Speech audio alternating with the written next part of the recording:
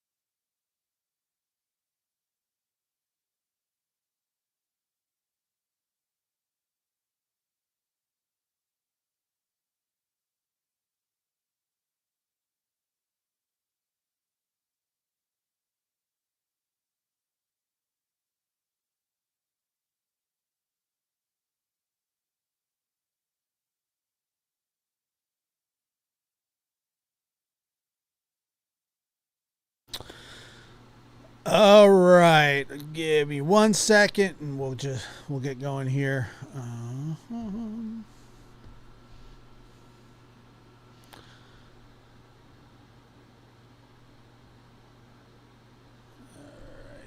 Come on now.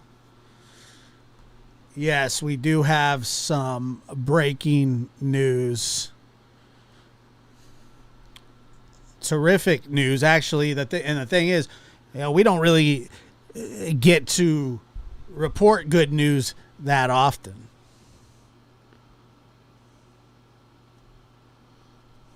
Too bad, get out of bed. That was a sound bite, but yeah, I hear you. Hold on.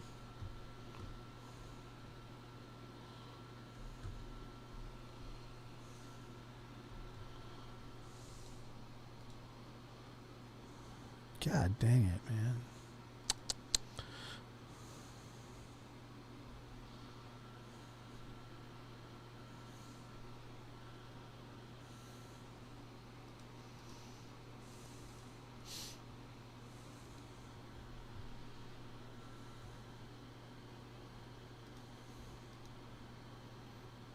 Chat highlight.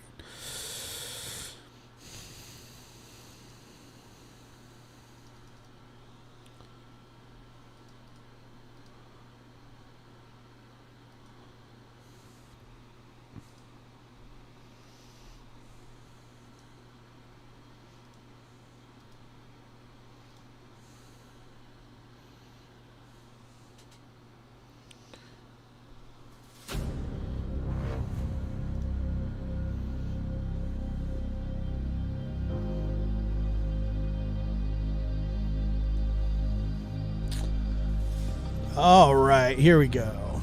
How's everybody doing?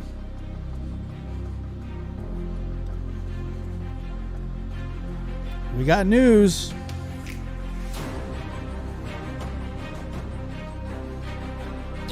We certainly do have news.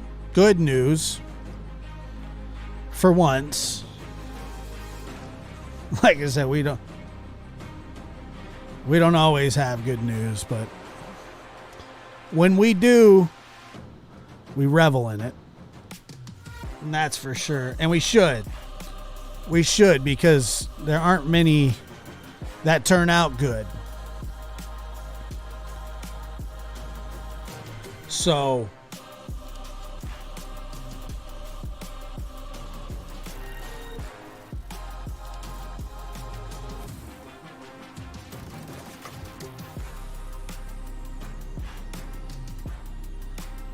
thank you. I appreciate that. Thank you.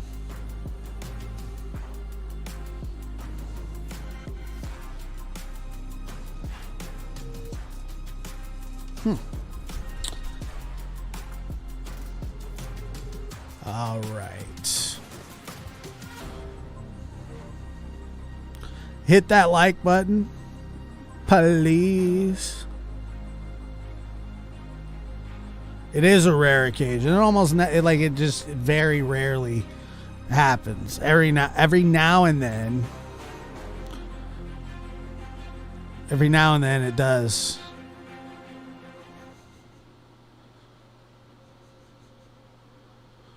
What's going on here? Let me refresh this.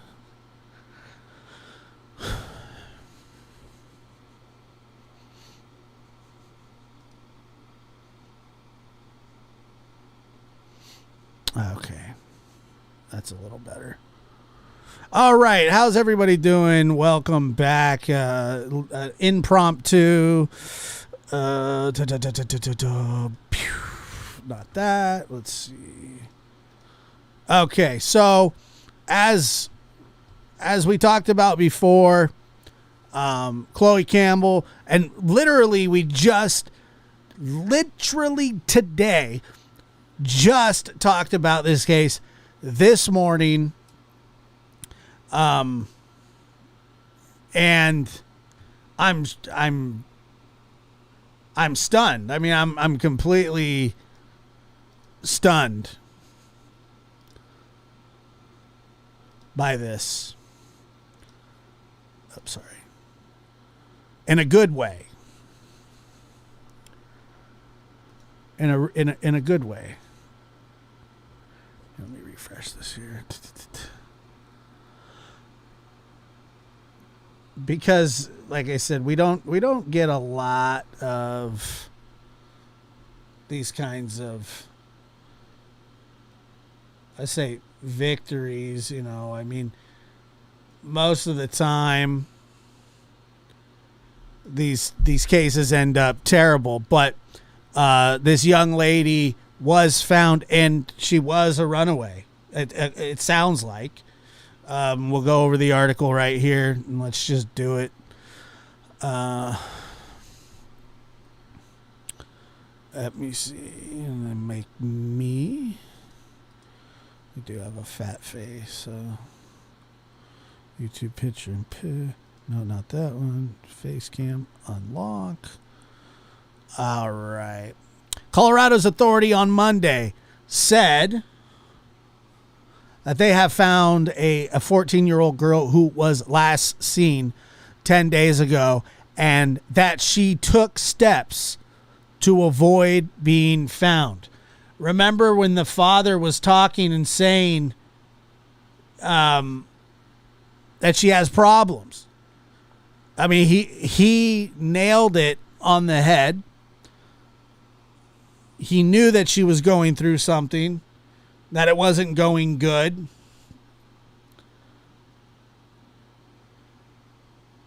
Chloe Campbell was found around 5 p.m. at a residence in Thornton, a suburb located about 26 miles from Boulder. Boulder Police Chief Maris Harold told reporters during a news briefing. And they, by the way, do answer all of our questions. All of our questions from the earlier live, they do address, because there were some questions, and there was a reason that they were doing this. And I was extremely critical of the Boulder police, just like the Ramseys were. And, you know, I'm wrong. I'm wrong more than I'm right. And that's a fact. So my apologies. Anyway, while investigators continue to believe, so that, you know, nothing's proven yet, but while investigators continue to believe that Chloe ran away, there is an ongoing investigation about where she was and what occurred while she was separated from her family. Harold said Campbell was released to her family and will be medically evaluated, police said. Few details were released, but authorities said they do not believe she was held against her will. And there you go, the young lady that is obviously going through some things in her life.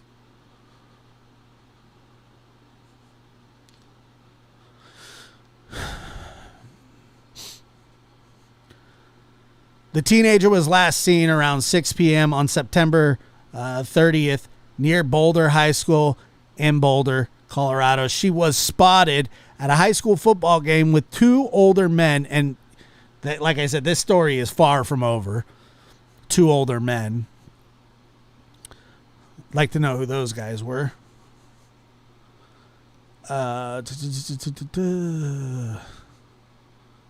Described as sketchy, according to her family. Chloe's family had been continuously updating.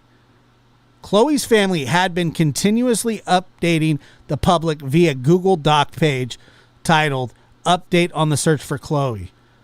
You know, like how Tim Mullen has his page. Her father, David Campbell, told local affiliate KDVR.com that Chloe, quote, never came home, which prompted the family to start investigating. And while missing, her family believed, based on what she had heard or what they had heard from the teenager's friends, that she may be with someone or several people who are men or older boys who could be involved in drug dealing and who may have violent criminal records, the Google Doc states. Campbell's family said that they believed other kids may have known her whereabouts or how to reach her over the weekend, authorities said. Authorities said they believed Campbell was a, quote, runaway, but could be in danger. And like we said before, when a child runs away or goes missing, they're in danger. I mean, that is the long and short of it. That's how it works. It is what it is. A runaway child is obviously not in the right state of mind. A runaway child is always in danger. So, take that how you may. Investigators said friends of hers received messages they believed could be from the missing teen, saying she was with family in Arizona and did not want to return home. Quote, there are indications that considerable steps were taken by Chloe to avoid contact from law enforcement, as well as her family, unquote. Boulder Department Police Chief Stephen Redfern said during Monday's briefing, we, however, had indications that she was alive throughout the week.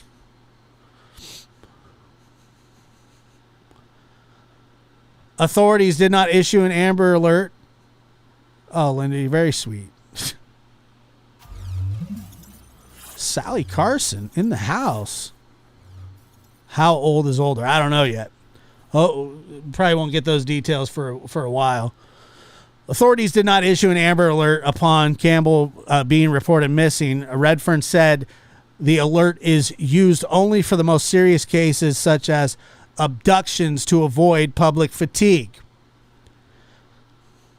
And I understand that public fatigue thought. I understand. I get it.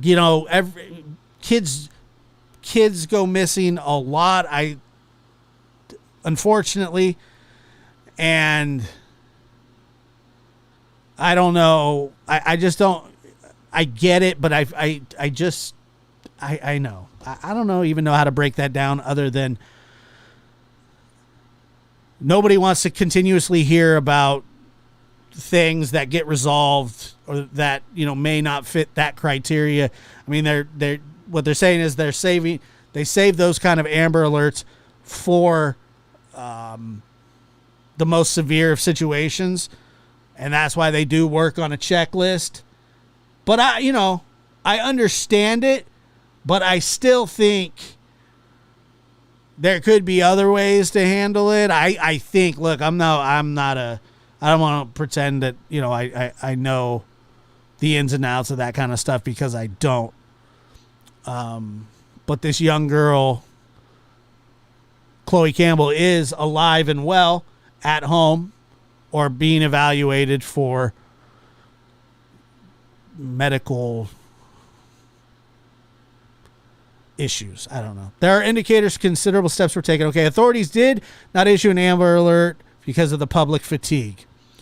Boulder police had no evidence to suspect that an abduction had occurred.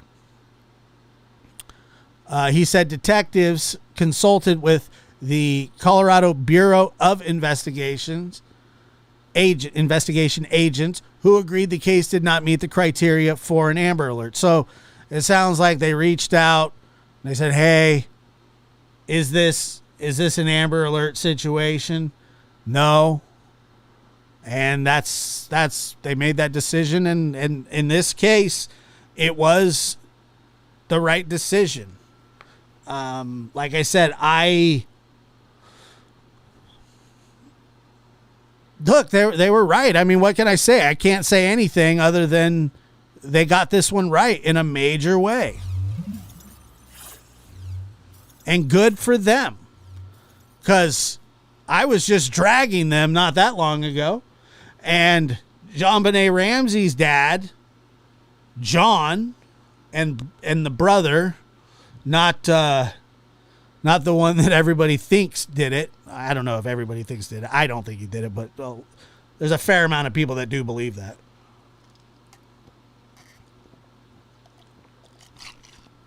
You know, whatever. I mean, I don't know if he did or not.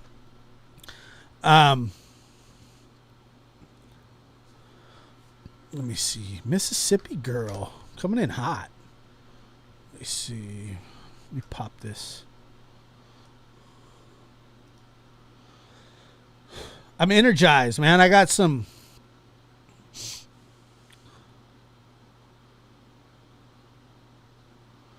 Let me see here. Look at that. And she truly loves this channel. I really do. I feel energized. I don't feel so downtrodden at the moment.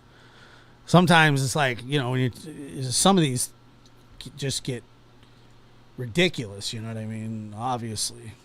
But yeah. Wow. Investigators, they agreed the case is still under investigation. Okay, well, there you go. I mean, the prodigal son and prodigal daughter. Good news finally strikes.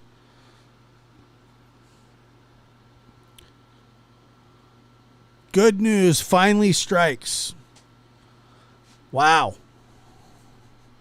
I'm just stunned because I just picked up on this case last night. I was going through it, like, what the hell's going on with this thing? It's not getting the attention that a lot of these other cases are.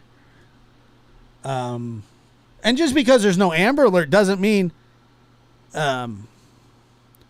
just because there's no Amber Alert doesn't mean that she wasn't in danger. I still firmly, truly, 100% agree.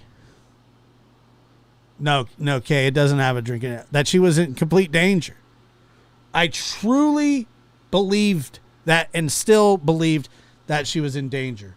Whoever she could stay with, and this is the part of the investigation that is going to be interesting, are these adults that helped her evade law enforcement and her parents? Because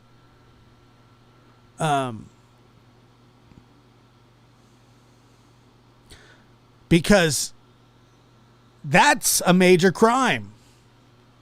I mean, that is a major crime.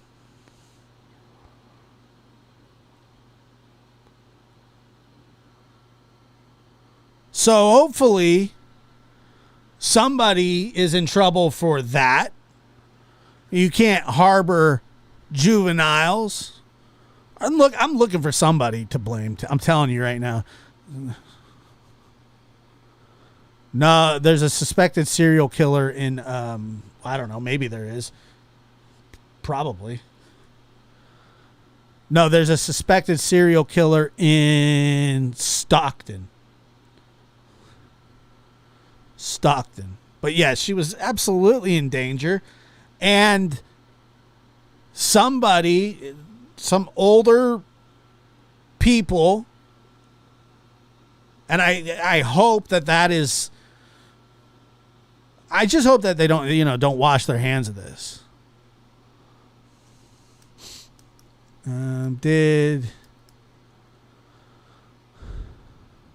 Glad you're back, Josh. Have C and can't sleep. I'm sorry.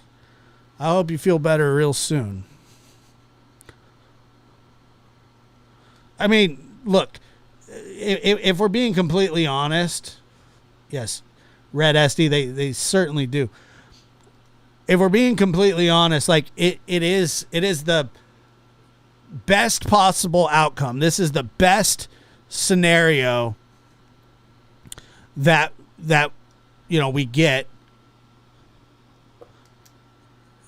But there's going to be a lot of there's a lot of healing and counseling. And hi, Ellie Mae, how are you? It's good to see you. Sorry if I missed it earlier. Oh. Ellie Mae's in the house. Kit Kat says you're right, Josh. Yeah, absolutely, they should be in trouble. But there's a lot of healing. There's obviously this young lady has a lot of problems. But once again, who doesn't? Who doesn't have a lot of problems? Who doesn't have problems? Who hasn't had? I remember my cousin ran away from home when she was like 16. Legitimately ran away. And I don't know. Maybe I don't know. I can't remember if she left a note or not. But they knew that she was a runaway. But it was still, when I heard that she had ran away, I was younger than her, and it was a scary, awful feeling, to hear that. It was not good at all. And she, eventually came home. But the police were involved too. The police were involved, and that was quite a situation. I mean, it was scary, and Chloe is home, and a 14-year-old girl out on her own. Quinny, she was found safe and alive. Yes.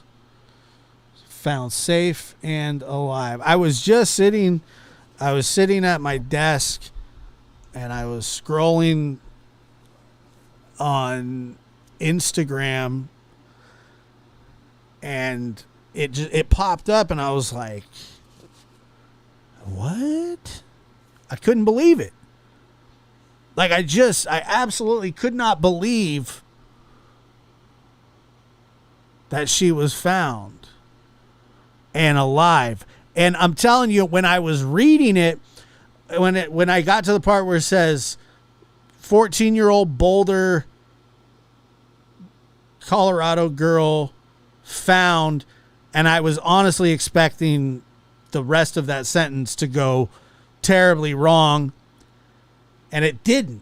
And it went good. They said alive at somebody's house, and I went, oh my God. Wow. Jeez. Yeah, exactly.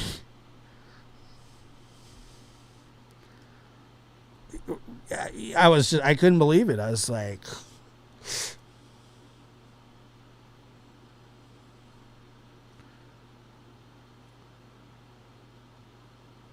I can't. I'm stunned.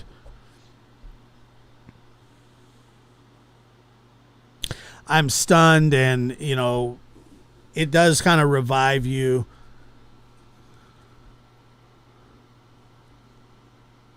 It revives you in some ways, because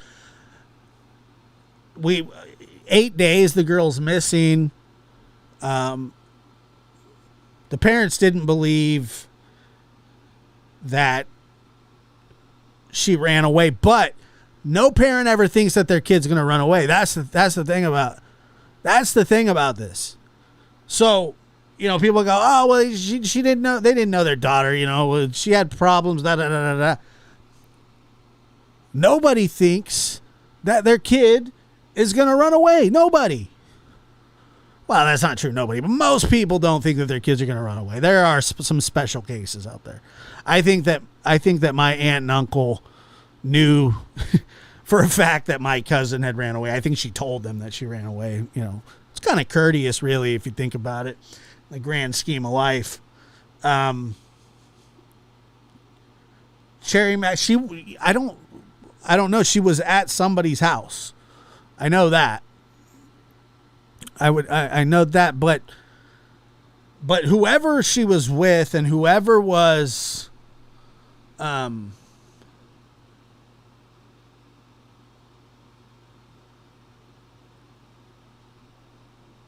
minute, what?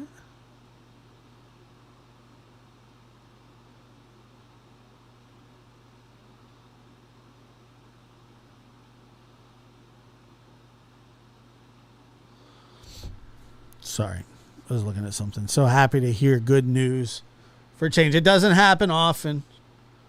All right, rereading the article for those of this that are just joining. I can feel my mouse getting slower by the second.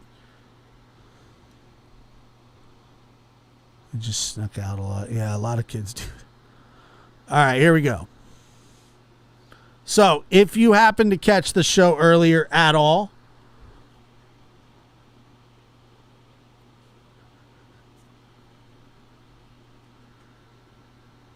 there's an update within the last few hours. Colorado authorities on Monday said they had found a 14-year-old girl who was last seen 10 days ago and that she took steps to avoid being found. Chloe Campbell was found around 5 p.m. at a residence in Thornton, a suburb located about 26 miles from Boulder. Boulder Police Chief Maris Harold told reporters during a news briefing. While investigators continue to believe that Chloe ran away, there's an ongoing investigation about where she was and what occurred while she was separated from her family, meaning they want to know who she was with and how she got there, because she's 14, she can't drive. She can't get there on her own. She'd have public transportation, maybe. Let me see if I can find. Why is?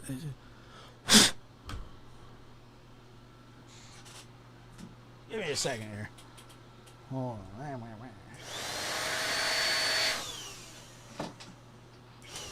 Okay, I think that worked. Oh yeah, now we're cooking. My mouse had a little something in it, and like some dust or something. I don't know what the hell it was, but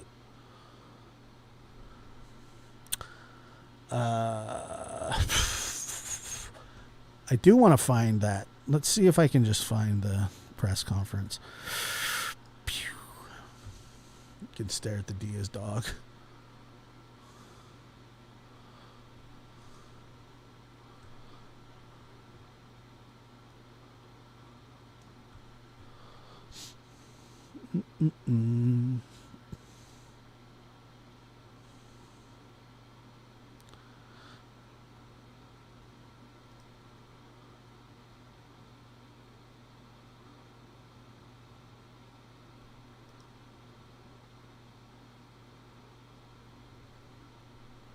All right, let me see here.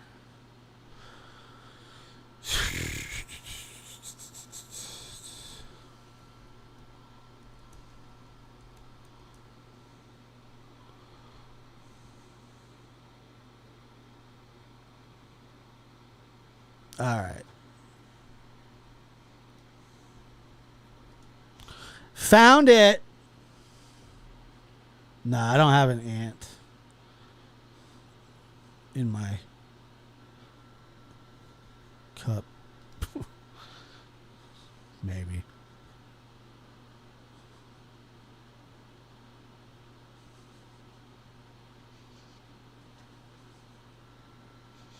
Yeah, somebody either. I believe somebody's in major trouble, but okay, as they should be.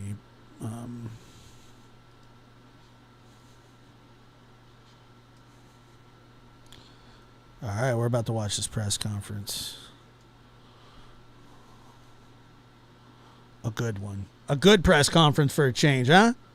Huh?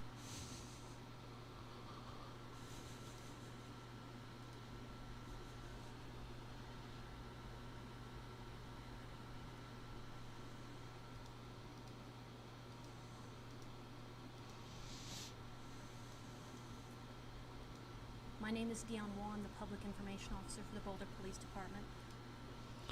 All right, let me turn this up. Good evening.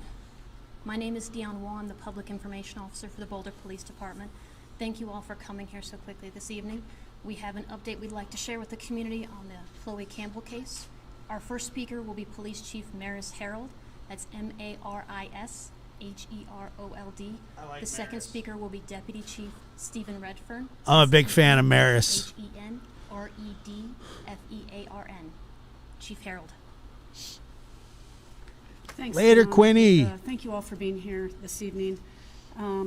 We are pleased to announce that 14-year-old Chloe Campbell was located in a residence this evening in Thornton. Let's go. Approximately at 5. Boulder police are working to have her medically evaluated. Let's go. And her family has been contacted. Hell yeah. Appropriate referrals will be made to social service support resources. As our protocol for missing children cases, we are asking for the media's help to please take Chloe's photo down from all the websites and other broadcast channels. While investigators continue to believe that Chloe ran away, there is an ongoing investigation about where she was and what occurred while she was separated from her family. Some details are being withheld at this time to allow for a thorough investigation. We will not be releasing any additional details at this time out of respect for the teen's privacy and to protect the integrity of the potential investigation. We are incredibly grateful for the partnerships that we have in this state with state and federal agencies who, through a variety of investigative efforts, helped our detectives bring Chloe home. We are also appreciative of the outpouring of community and media interest in this case. And at this time, I'm going to turn it over to Deputy Chief Redfern, who will give you a step-by-step investigative protocol that we undertook here at Boulder PD. Thank you again for coming out. Thanks, Chief. As Chief Herold referenced, due to the age of the involved child in this case and the fact that we've very recently made contact, there's a lot of things we still need to put together. We're not able to release a lot more details about specifically what went on. However, I do want to provide a little bit more context as to the investigation and some of the things that transpired since Chloe was reported as a runaway. Boulder police first became aware of Chloe's recent disappearance late in the day on October 1st. When Chloe's father filed a report, information about her was entered into a nationwide computer called CCIC-NCIC as soon as the initial report was taken. The case was assigned to a Special Victims Unit detective. In addition, a bulletin was sent out to law enforcement. Investigators worked with state and federal partners on this case throughout the past week. Boulder detectives met with representatives of the FBI again today. The National Center for Missing and Endangered Children, or NCMEC, has also been involved. Detectives had frequent contact with Chloe's family over the last week and communicated with several acquaintances of Chloe. The department received numerous tips about possible sightings, as well as reports of social media activity, which were pursued diligently. Many questions have come up over the last week about Amber Alerts and why one was not issued in this case. So, Kelly says, Josh, I noticed it's only coming out in my left speaker, my headphone. Mine too. And I think that's that is kind of common for these pressers. It has something to do with the microphones and the XLR cord. Case. Yeah. So I want to provide a little information about that. The use of Amber Alerts is carefully regulated by the law. The tool is to be used in cases of suspected abductions and limited to the most serious of situations to avoid public fatigue, which could counteract the importance of these alerts. Boulder police had no evidence to suggest that an abduction had occurred. Detectives consulted with the Colorado Bureau of Investigation agents who agreed the case did not meet the criteria for an Amber Alert. Earlier today, our detectives again spoke to the Colorado Bureau of Investigation, and we had arranged with them that if Chloe had not been located today, they were going to put out a missing and endangered persons alert, which is different than an Amber Alert, but alerts national media, and it would be very similar to the press release that the Boulder Police issued on Saturday. I want to make it clear that the Boulder Police Department took this case very seriously since the beginning. We investigated consistent with best practices for runaway children. We followed all federal and state guidelines and went beyond these as much more time passed, out of an abundance of caution. There are indications that considerable steps were being taken by Chloe to avoid contact from law enforcement as well as her family. We, however, had indications that she was alive throughout the week. Police are relieved that she has been located. We'll now take a few questions, and just a reminder, we may not be able to answer specifics on the investigation itself. You said there was indications that she was alive during the week. What were those indications? So our detectives pursued multiple leads throughout the week. Many things with social media that were out there, and we were confident based on some recent things that our detectives were able to run down that she was alive. We obviously weren't going to rest easy until we had contact with her to make sure she wasn't in a bad situation. But we were never throughout the week had any indication that she was directly in harm's way. There was some social media that was, we were aware that her friends were being messaged, but it might not be her sending those messages. Is there any insight into any of that? Without getting specific, and I'll just preface again that as we put a timeline together on where she was in the last week and a half, if we find out that anyone had criminal culpability here, we could be bringing charges. Don't know if that's the case, so I have to be careful and not get too specific. You definitely should if that's the But our case. detectives have spent hours and hours combing over social media, and we do know there were contacts between someone purporting to be Chloe and some friends. Was she held against her will? We have no belief at this time that she was held against her will. Are you at all concerned about the rest of the public? Are you concerned, or is there anything they need to be warned about? I mean, there was reports that she had left with 2 men, concerns about trafficking.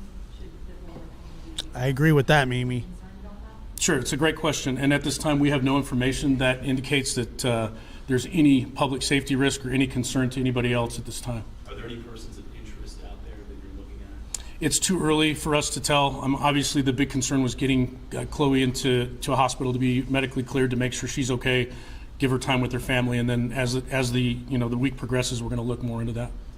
Is there any concern when it comes to where she was last seen around that creek? I know when we spoke to her family, they said that there's a lot of drug activity in that area. There's a lot of kids that are being exposed to that because it's right behind the high school. Any comment on that? No, we don't have any indication that the proximity of that creek and the path that came up earlier in the week had anything overly concerning at all. Was she sexually assaulted? It's way too early to be able to indicate that at this time. Is it safe to say that she was found unharmed? Can we say that? Correct. We believe that we want her to be medically evaluated. She's only 14, but when she was contacted in Thornton, there was no readily noticeable injuries or anything like that. Did she know the people she was with? We're still investigating all that. There's a lot we still need to piece together. What led you to Thornton? Our detectives did some top-notch detective work today, working with the FBI. Some new information came to light that we hadn't had previous, and they were able to run that down today. That led them to a location in Thornton. We worked with Thornton PD to make contact there, and she was located. Can you share that information that you have? Not at this time. She held against her will at all? We don't believe so. The 2 men who were reportedly seen with her, have you ID'd who those people were and ruled them out as any kind of persons of interest? So we've spoken to quite a few people in this case, but we have no direct knowledge that anyone she was allegedly seen with, I believe that was on the creek path, and we don't have any indication they're involved in this, but again, we have a lot more follow-up to do. Is she going home now? What's the plan for Chloe? At this point, she is getting medical care, or at least evaluated, to make sure that she's medically okay. She's with her parents, and beyond those next steps, I don't have that information. Even if I did, I don't know that I'd be able to divulge it at this time. Her parents were at the hospital with her? Her parents are aware she was at the hospital. I'm not sure if they've made it there yet, but I'm assuming that was their intent. Thank you all. Thank you all. Any other things, we will send them out. Thanks, guys. Thank you very much. Right, and so Jeremy, thanks a lot. Tonight, as the days just continue to mount, we're learning new information about the investigation into the disappearance. I didn't even have this set up, I swear to God. Of Quentin Simmons. Our Andy Cole joins us live now from the home off of Buckhalter Road. That's located, by the way, in Savannah. Andy, when you spoke to us at 5 o'clock, you mentioned that police are looking at this case now from all directions. Hey, good evening, Greg. That's exactly right. For the first time since Quentin went missing, Chatham County Police Chief Jeff Hadley said that there is a possible criminal element to this case. But still, 5 days in, Quentin is missing. Everybody is being looked at. Everybody is being interviewed. For the first time since 20-month-old Quentin Simmons disappeared last week, Chatham County's top cop says there may be a criminal element to the investigation. I know this doesn't matter that much, but is it Simmons or Simon? Or is it tomato? I don't understand. You know, we're looking at it from multiple fronts, and one of it being a criminal investigation, as well as, a missing child at this point. We don't have anything confirmed, so we can't say anything absolutely. On Monday, local law enforcement and federal agents re-searched the home where Quentin was last seen on Buckhalter Road. That included a sweep of the home. Police tarped up one of the windows early in the day and later took the obstruction down. Fire officials were on scene Monday as well. They used their fire hoses to drain the once full but murky backyard pool. Chief Hadley told reporters that dozens of FBI agents are here in Chatham County, desperately searching for Quentin. They are here in a support role, and I can't thank them enough. You don't bring 40 people, and some from all over the country, without an enormous amount of effort and expense. Also Monday, Chatham County denied an open records request filed by WJCL 22 News for the initial 911 call from Leilani Simmons, Quentin's mom, made the day of his disappearance. They say they are not releasing the call right now because it is part of a, quote, ongoing law enforcement investigation. All part of an ongoing law enforcement investigation, Andy, is what they told you. Lots to uncover there. We're now 5 days into the search, and how long does the chief believe that this will continue? Well, he told reporters at his press conference today that he expects, with the FBI's help, to continue searching through the end of the week, looking for Quentin Simmons. Greg? Andy Cole on this story now for several days, reporting live tonight. Thanks so very much. Okay, so going from one case to the next here, the Quentin Simmons case,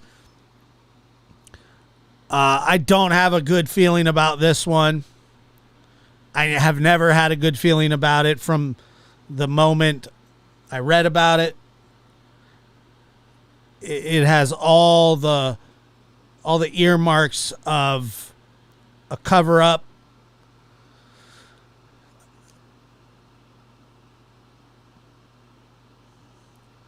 Little kids don't. I feel like a broken record. A 20-month-old baby doesn't just take off, and if Leilani truly, if Leilani really thought that her child was a victim of kidnapping or wandering off, then she would be actively searching for the child. I'm not telling you anything that you don't know. Leilani has a lot of explaining to do, starting with, where is your kid? Where is Quentin? That right there is the first and foremost question that she needs to answer. Where is he? And what did you do with him? And what happened to him? Those are the questions that need answering. And I'm telling you, you don't think that she knows? There's only one reason that somebody doesn't search. It's because they know what happened.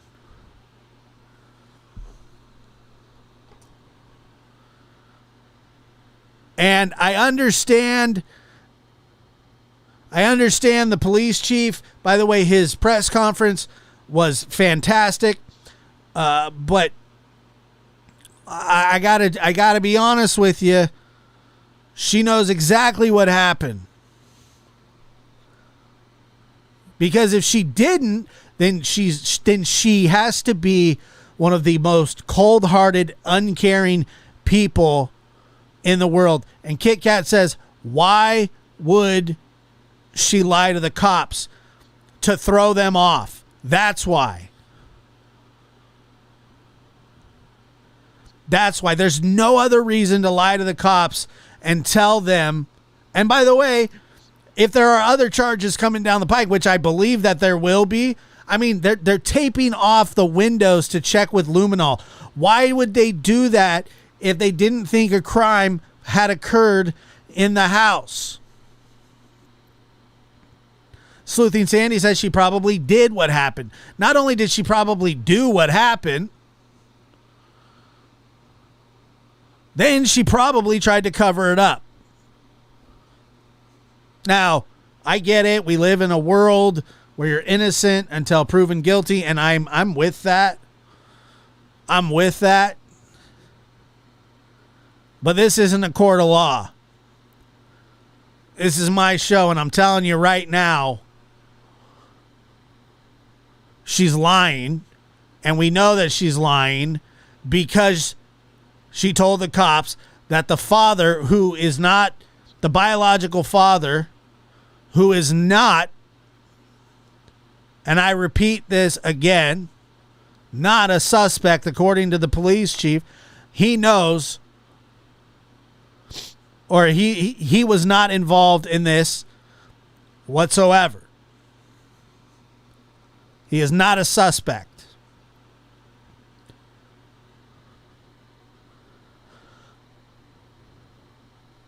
And I don't know if grandma had custody should the daughter have been living there. Yeah, I don't know.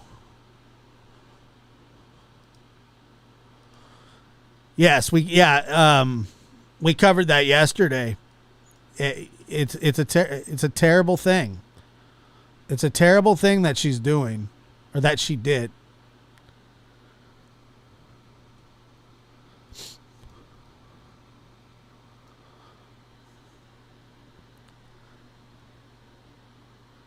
I don't know how many of you believe in the Bible, and I'm not going to preach to you.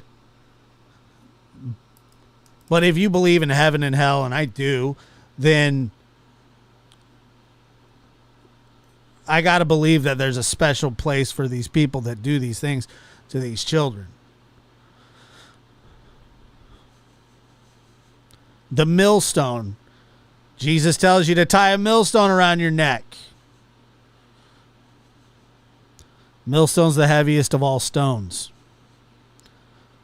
It's the most dense.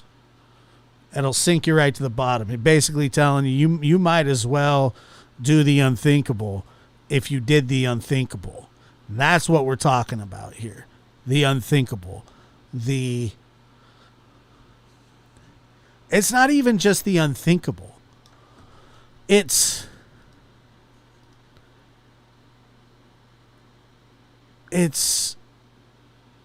everything.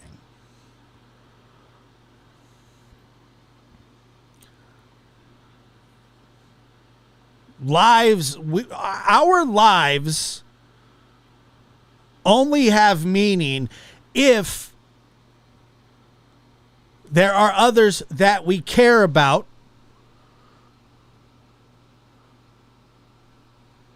and that we will go through life with, protecting and comforting and helping. And kids and older people cannot fend for themselves. And so, as a society, we have all agreed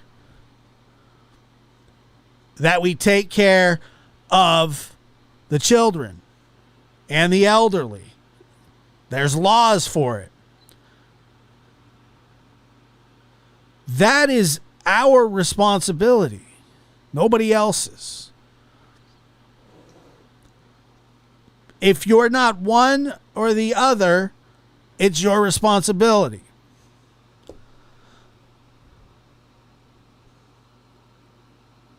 But it is amazing to me how people who are close, not just close, but blood relatives, mothers, fathers, family homicides, domestic homicides are at an all-time high.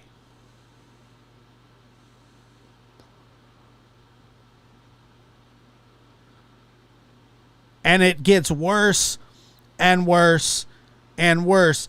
And it seems as though the new thing, not the new thing, but not only are people killing their family members, their children, their spouses, their loved ones. And I swear to God, I saw today a video clip and I didn't find it funny. A lot of other people found it funny, like it was humorous or something. Barstool was reporting on it, but I'm telling you, I didn't find it funny. Was that these two people were in court, marriage court, and the bailiff had been married for 27 years, and the judge says, "Oh, well, everybody fights, and she goes, "How long you been married?" to the bailiff, and the bailiff says, 27 years, and the guy says to him, "Well, he doesn't look happy." And at first you're like, oh, that's funny because, you know, the guy's like laughing and blah, blah, blah, blah, blah. Well, I think today that same man was charged with murdering his wife. He was charged with murdering his wife. And so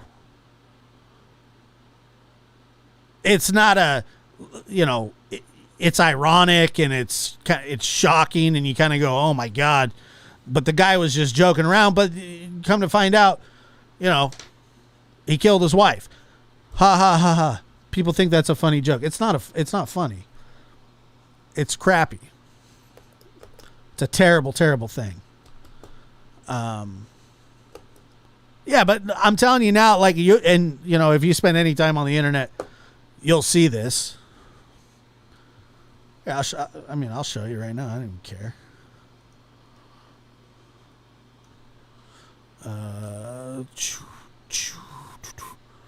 Hold on, I'll show you. You decide for yourself. At first, you're kind of like, oh, this is kind of funny. But it's the opposite, really.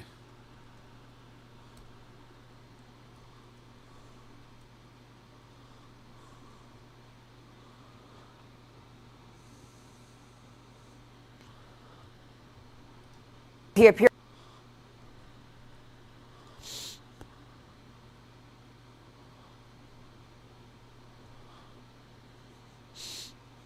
Actually, I don't even know.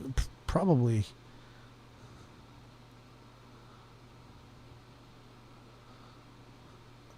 Yeah, I don't know when this happened, but it's just starting to circulate.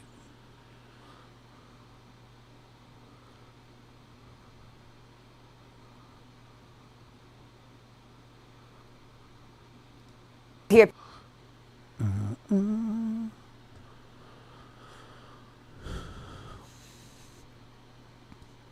on TV as a bailiff on a long-running judge show. Now the tables have turned, and he's found himself on the other side of the law. The Texas sheriff's deputy has now been charged with murdering his own wife.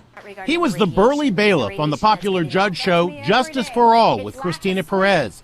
Now he's facing justice, charged with murdering his wife. All rise. 63-year-old Renard Spivey is a real-life Texas deputy sheriff and bit-part actor, best known for his role as sidekick of testy Judge Christina. Can you give Renard all of your evidence, please? Okay. Police say Spivey called 911 at 3 a.m. last Sunday to say he accidentally shot his wife Patricia twice as they struggled for his weapon. When he's unconscious, not breathing normally, close to the accident, he shot being on the chest and arm, no going to be shot in the leg. The victim's brother told police Spivey's wife accused him of cheating on her, and Spivey said, she's going to make me rise up like the Incredible Hulk, and it ain't going to be good. I mean, good God, dude.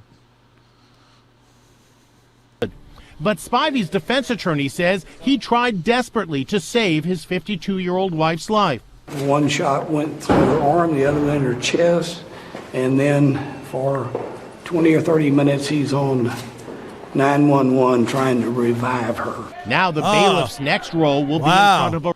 Well, he wouldn't have to be trying to revive her if he didn't shoot her. That attorney sucks. Oh, my God. He sucks.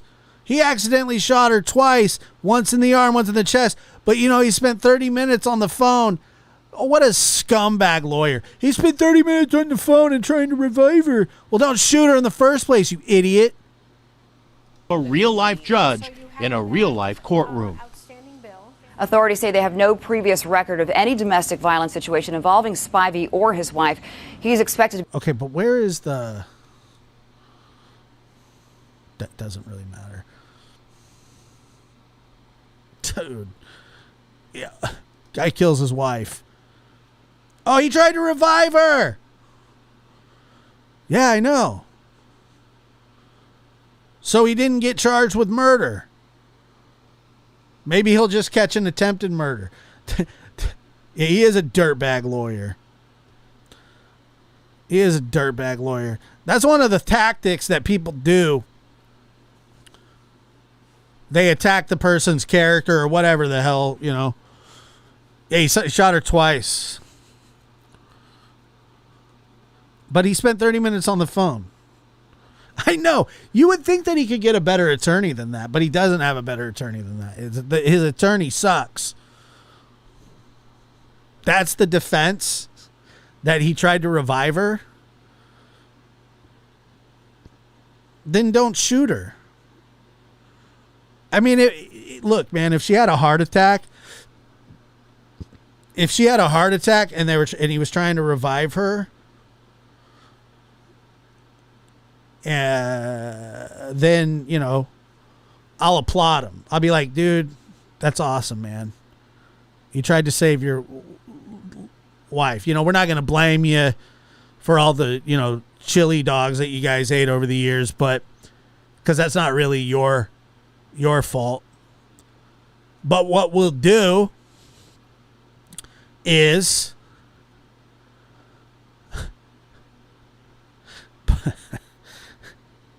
but if you shoot somebody and then you try to revive them, it's a do-over. You get a do-over.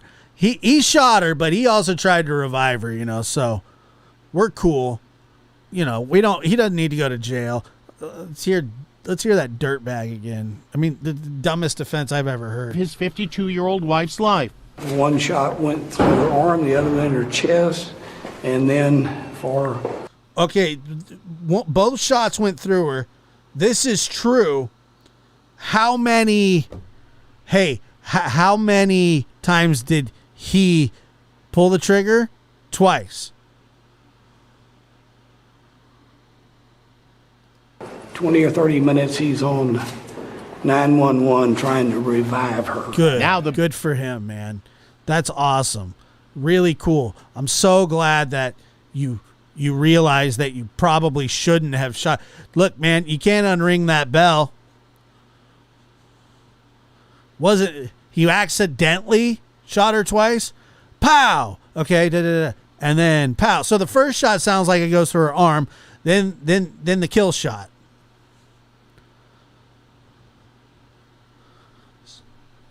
Sparks says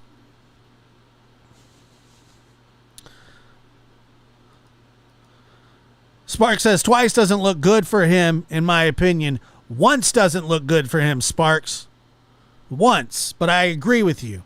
Twice is bad.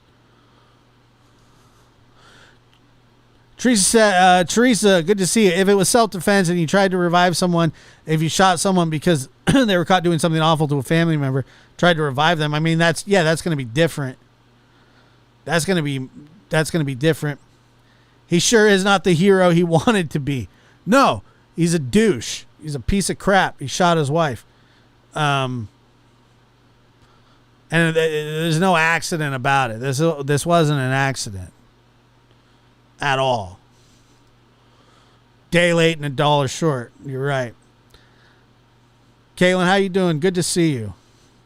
I know this is as bad as what was it? The micronations. I don't know if anybody saw the micronations last night. We talked about that. This is one of the dumber ones that I've heard of, and I've heard some really dumb stuff. I've said some really dumb stuff, done some really dumb stuff, but I'm not even saying, like, I understand he's trying to say that he accidentally did it, because that's really the only avenue he can actually go down. He can't actually say, I shot her because I was pissed. He can't say that, even though he'd like to. So he's got to say, I accidentally did it. But then the lawyer... But the lawyer thinks that because he tried to revive her, that it shows that he's innocent, because why would somebody try to kill somebody and then revive them? Well, in a fit of rage, you could shoot somebody and then go, oh my God, what did I do? Who knows if he even tried? And that's another thing. We don't even know if he tried to revive her. He says he tried to revive her. He did call the ambulance, but that doesn't mean that he tried to revive her. People lie about that all the time. Oh, I tried. And there are ways for them to tell, but it doesn't matter. You shot her twice. Once, you might have somewhat of an argument, but probably still not a very good one. Twice, you're an asshole. Excuse my language.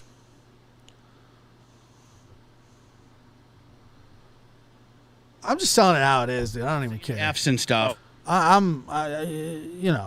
don't care. Don't say any F's and stuff. I won't say any F's and stuff, but I'm going to call him an asshole. Don't say any F's and stuff. Kids, this is a kid show. Plug your ears. Earmuffs, kids. Earmuffs. I forget everything except dumb stuff. Good night, Lulu. Where's Lulu? Lulu's out. Later, Lulu. By the way, Lulu, I used the chamomile or whatever. I can't remember. Not chamomile. It was like the honey stuff. That honey that on Otis's dad, because he smelled like a dumpster.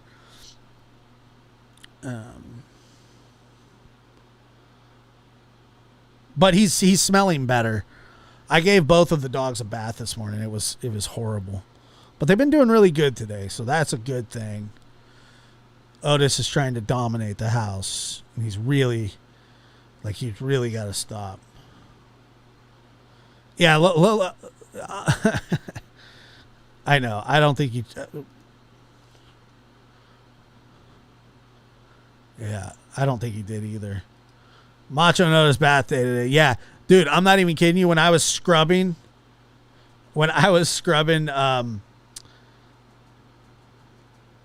Macho, like, I could seriously, when I was hosing him off, I could see the dirt. Like, it was like, I know that's why you wash the dogs, but Cisco says police even shoot their suspects and try to revive who they shot. Yeah, I mean, people do it all the time.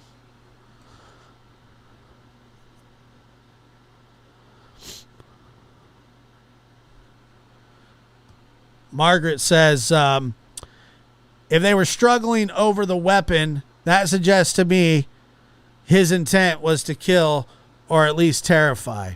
That's true. By the way, has anybody been paying attention to, and since I've already broke the proverbial ice, don't say any F's and stuff. Has anybody seen the asshole that's representing himself in court that ran over a bunch of people in...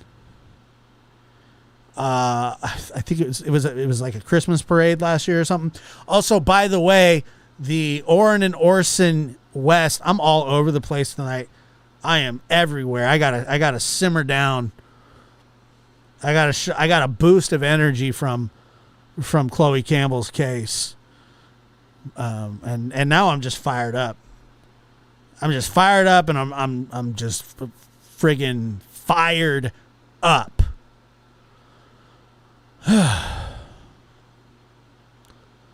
He's fired up. He needs to calm down. Yeah, Daryl Brooks. He's such a douche. Such a douche. Yeah, I'll play a little bit of Daryl because he sucks.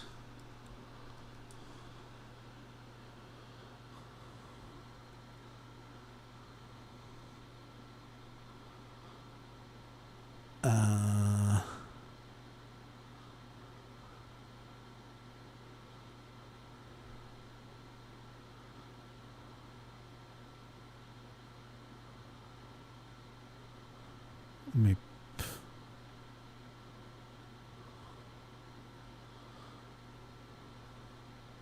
He's seriously the worst. And you should see the way that he cross-examines these witnesses and stuff. He's a pile.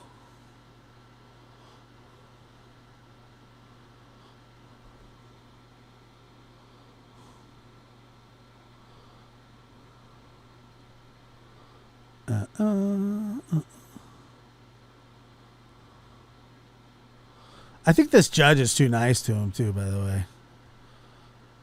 Like I really truly believe that.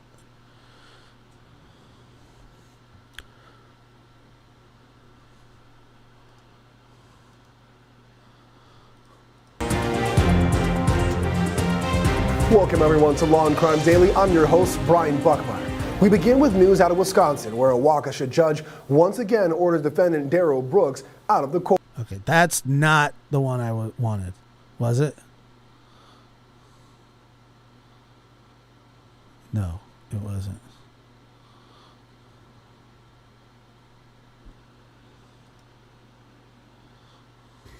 Decision making and put my findings on the record, but his behavior started very early on. I gave him ample opportunity to abide by the rules of decorum. I gave him ample warning before he was... Oh, sorry, the Orrin and Orson case. The trial starts the 24th of October. And one of the things that I was going to tell you about is this trial is going to be devastating to listen to. And I'll tell you why. Not this one. This guy's an idiot. They had to put his ass in a different room because he wouldn't be quiet. But listen to this. One of those children, if not more, of the West's children, Jacqueline Entresel, apparently is going to testify as to the crime that was committed. Meaning he saw it go down. And it sounds like one of the children is going to be a key witness in this case for Orrin and Orson, Classic and Sincere. And as terrible as that is, it needs to happen. It needs to happen because that eyewitness testimony will give these people life in prison without the possibility of parole. If his testimony is to be believed by the jury, it's going to be one of the craziest testimonies ever. Because and the only thing that I can liken it to is the Ronnie O'Neal trial, where Ronnie O'Neal killed his wife or his girlfriend, daughter, and then tried to kill his son. The son survived and then testified against his father in that trial. Yet Ronnie O'Neal pulled what this idiot's doing right here and represented himself, and they let Ronnie O'Neal cross-examine his own son, who he tried to murder,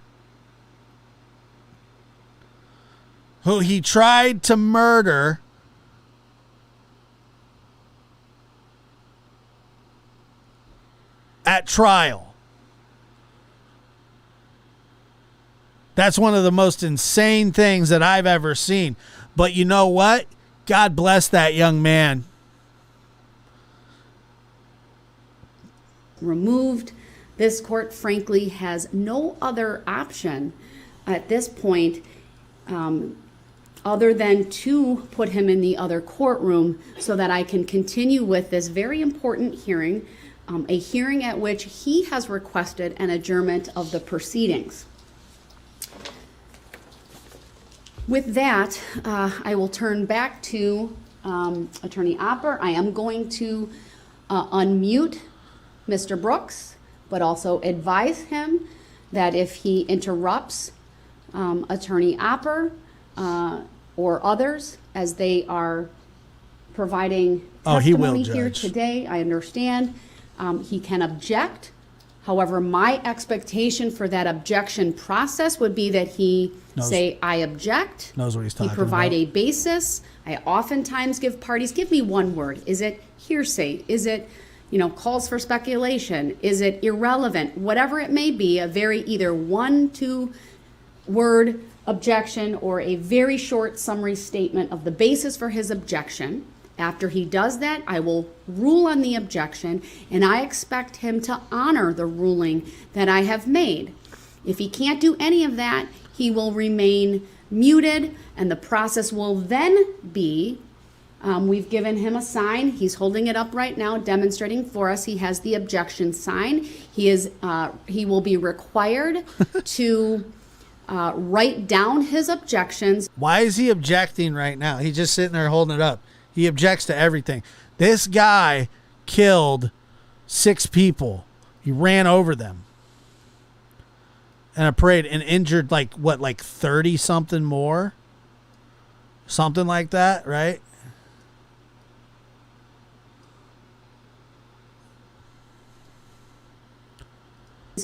On a piece of paper that will be provided to the bailiff. The bailiff will provide it to me, and then This right there, what you're looking at, is exactly why they tell you the ramifications of representing yourself at trial, because it's not going to go good. What's this one? 2 a.m. This court ordered Mr. Brooks be removed from the courtroom due to repeated interruptions and disruption with the court. This, of course, comes on the recent history with Mr. Brooks. On every day that we have been in court since Monday, he has shown a complete and utter disrespect for the simple rules of civility. He has been removed from the courtroom multiple times. This morning alone, he started interrupting this court within a minute of the court calling the case. I should also make a record at the moment he is muted because of the way that he was removed from the courtroom and his conduct. His shirt's off because he threw a fit about the trial, because he's a jerk off.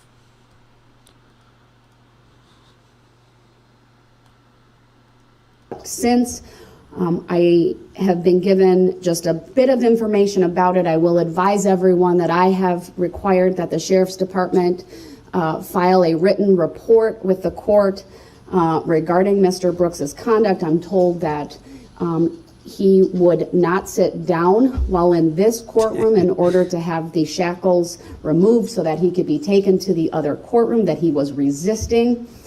That at one point he took off a shoe, and it appeared to the deputies that he was going to throw the shoe. You can see that he is seated with his back to the court or to the camera. He took his shirt off as well. I'm also told that he is threatening to throw and break items. I want to give him headphones since he has claimed in the past to be hard of hearing in one ear, but given his statement that he would throw and break things, unless he can pledge to this court that he will not do that, I'm not going to provide that information. I will advise that the audio in that courtroom should be turned up accordingly so that... Cart him in like Hannibal Lecter. Put him on a dolly and strap him to it. Have you guys... I remember, like, they duct tape people's mouths shut in court sometimes. It is louder than it he's a waste of taxpayer money. I mean, he's just wasting people's time. has been. I've also been advised that the audio and visual equipment is working in that courtroom, the deputies that are in there. Yeah, this is not a trial. This is an absolute disgrace to the victims, the families of the victims, the survivors. It is an absolute mockery. And gag them. You give them a spit hood. Do all that. It's an absolute mockery. Can see and hear the court through the Polycom system. Today is a little bit different in that there is no Zoom. And so that's the thing. Dude, everybody saw you driving. He cross-examines a detective. I could not believe what he was doing. Cross-examining a detective. So, but this court, with the blessing of technology in this new building, have the ability to call in one room system to the other. That is why we're able to see and, when appropriately, hear him when unmuted. And then there are the 4 camera angles that are presently from this courtroom. I have the camera in the other courtroom on a single camera since he's the only individual in there. This court has, in essence, extended this courtroom to the neighboring courtroom. While there is ample evidence in the record, not only through the proceedings up to this point, but this morning. Dude, that is why, I swear, that is why I could never do that job, like be a judge or anything like that. I just could not deal with these guys. I would freak out. Just tell you to act right. Anybody ever like I remember being in church, like goofing off and like, and we'd always have to sit right in front of the grandparents.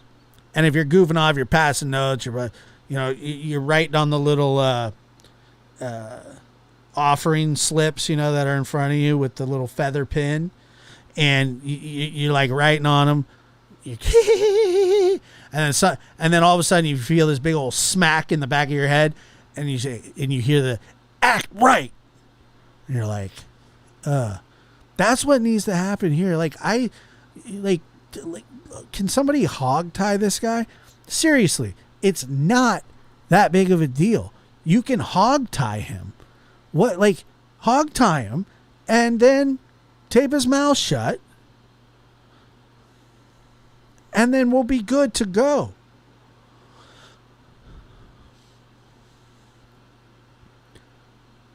Postpone his trial for his bad behavior. Throw him in the hole until he wants to act right. He can't make bail. He wants a trial. He can have a trial, but he's got to act like he actually wants a trial and not act like this.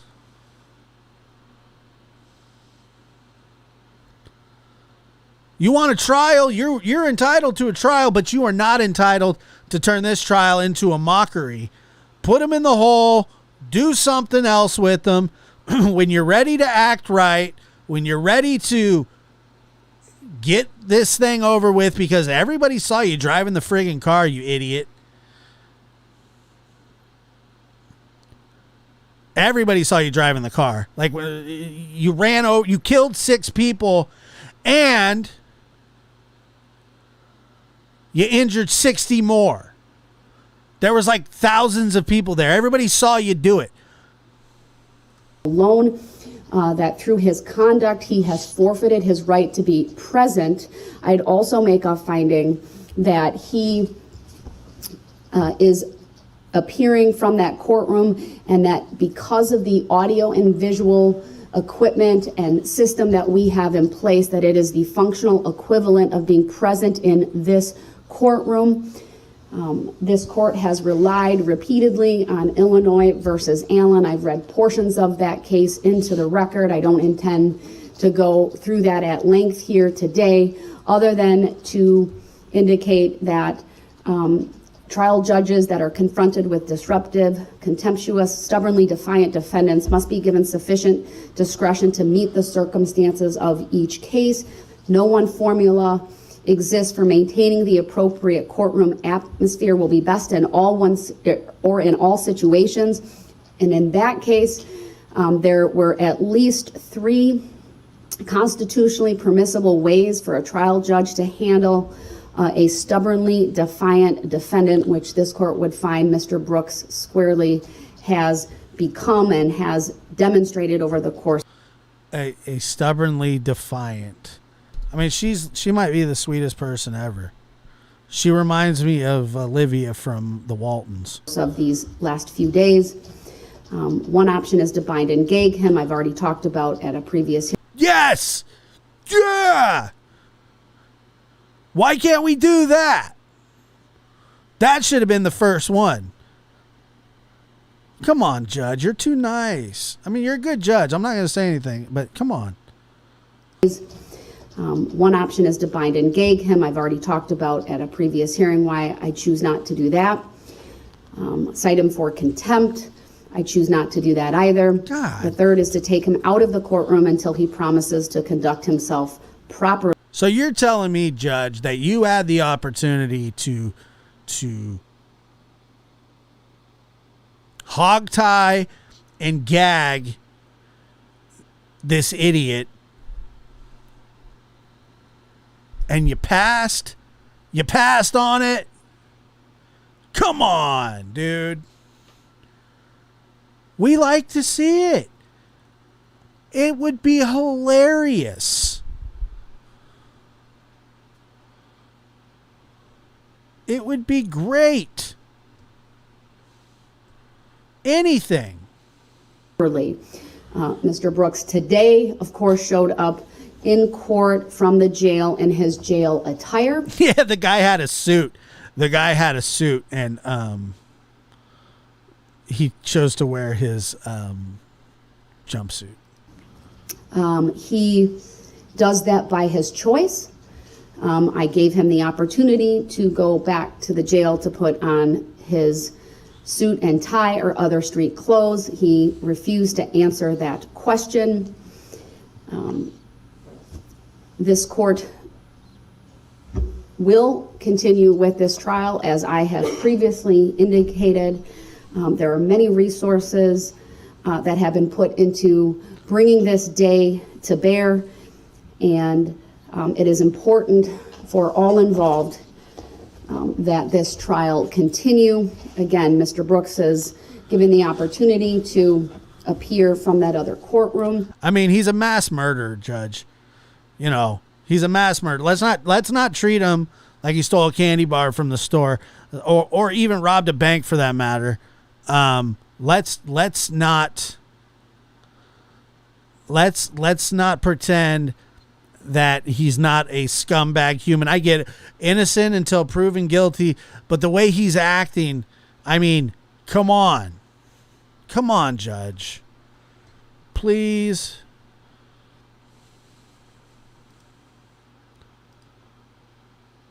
What is sad is so backwards is that she seems to have to cover every decision. She has to cover every. Yeah, exactly. One of the court reporters said the judge was trying to prevent a mistrial. I still don't agree with him getting special treatment. I understand that, but you ain't gonna get it. You're not gonna get a mistrial. Apparently, he doesn't know when and where to wear clothes, let alone a suit. Olivia Walton could get feisty, dude. She like in like the first and second, third season of the Waltons. I don't know what happened to her after the third season. I think she just left the show, so I don't really know. She was gorgeous. Don't even get me started on Olivia Walton. She's one of the hotter TV moms of all time. Yes, she is.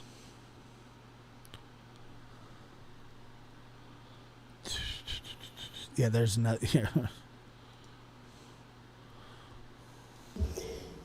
At this point, I'm still in the final housekeeping matters, and so he clearly has forfeited his right to be present for that.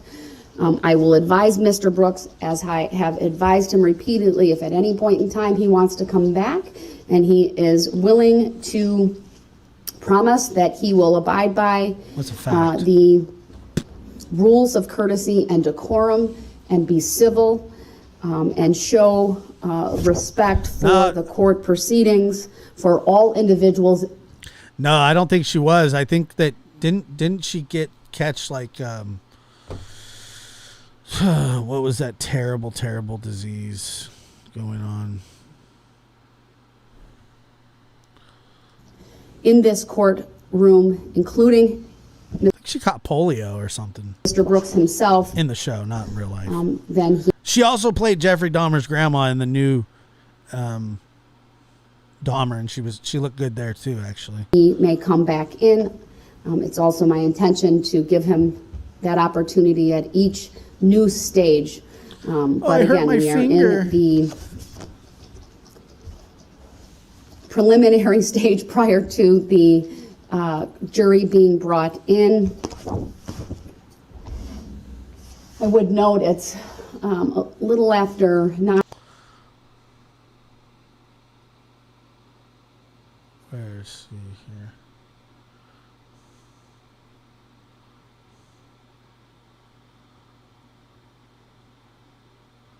Judge pleasantly surprised by his what?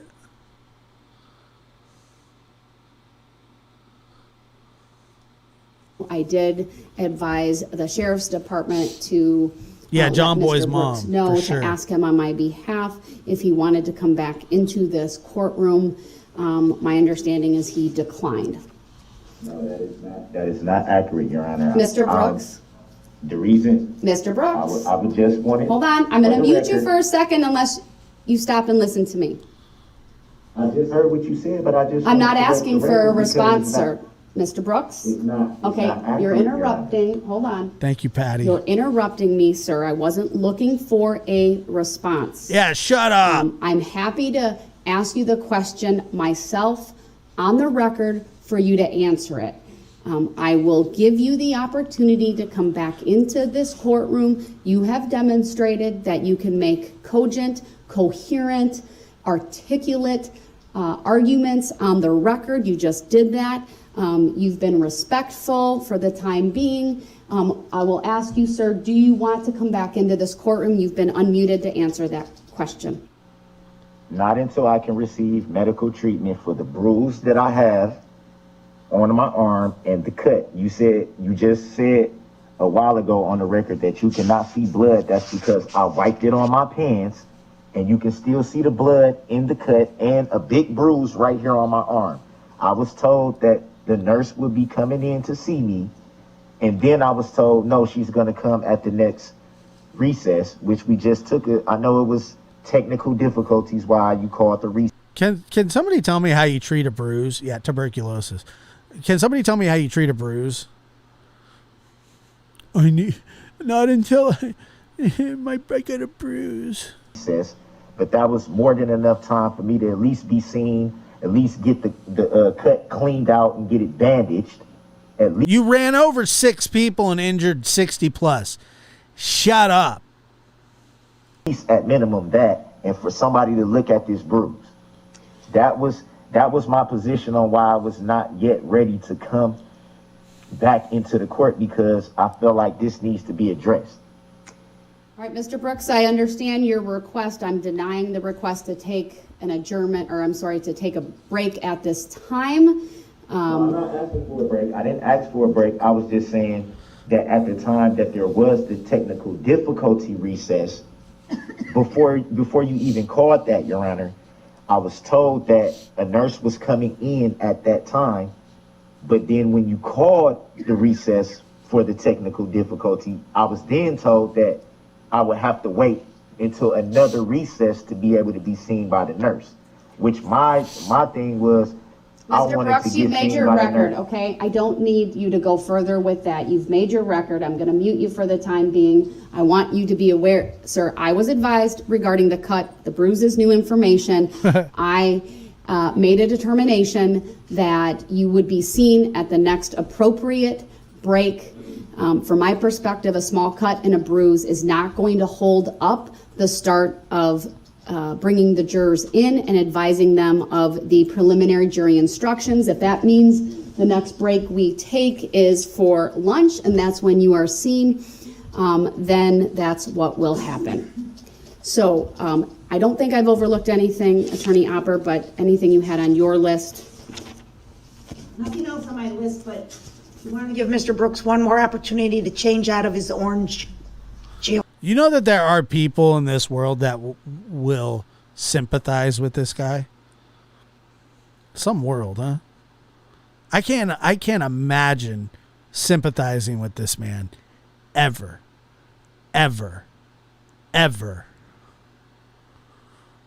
Uniform, excuse me. That I would give him an opportunity to do. Mr. Brooks, would you like to go back and change into your suit? My position has not changed. Then good. Then sit there, idiot. Whatsoever, and it will not change, as it is my right to come into court how I would like to. Just like I should be awarded the right to be present for every proceedings in this trial. All right, I'm muting him again. I note your objection. I will take that as a clear indication you do not want to go back to the jail to change into street or civilian clothing, that you are exercising your right to dress in the jail attire. I mean, wow.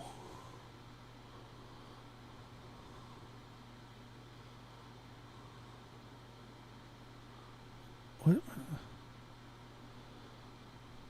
He's the worst.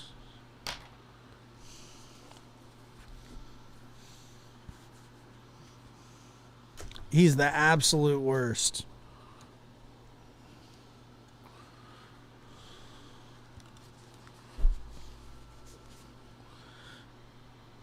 Let me see.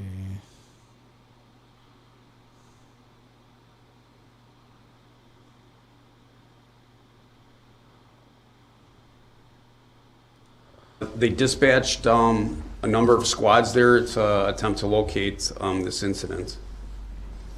What did you do?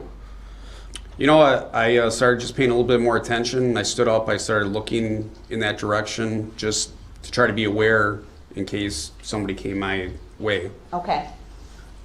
At some point, did you hear a radio transmission from Sergeant Warner?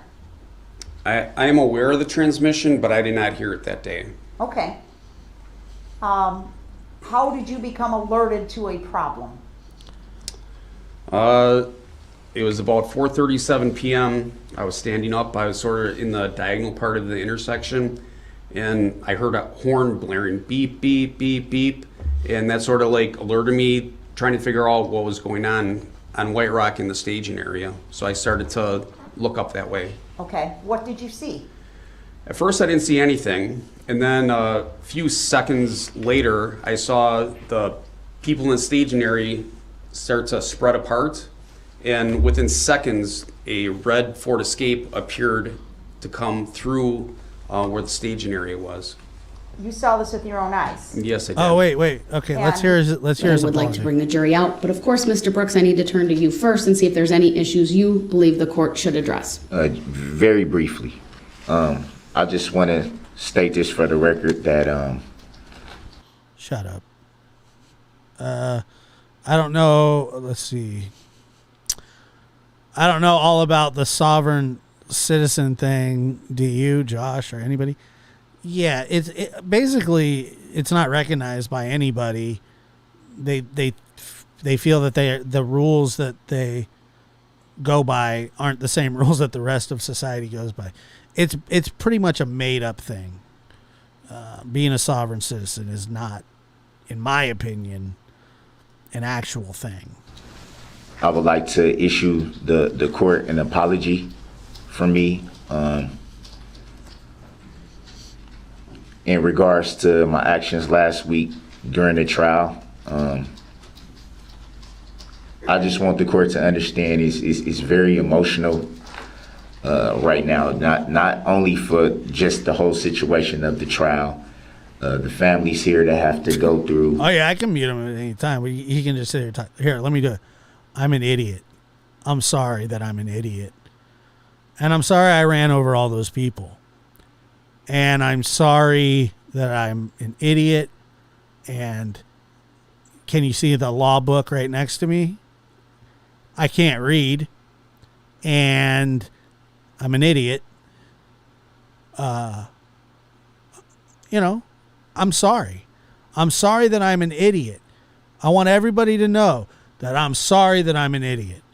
And that's all I can say. I'm an idiot.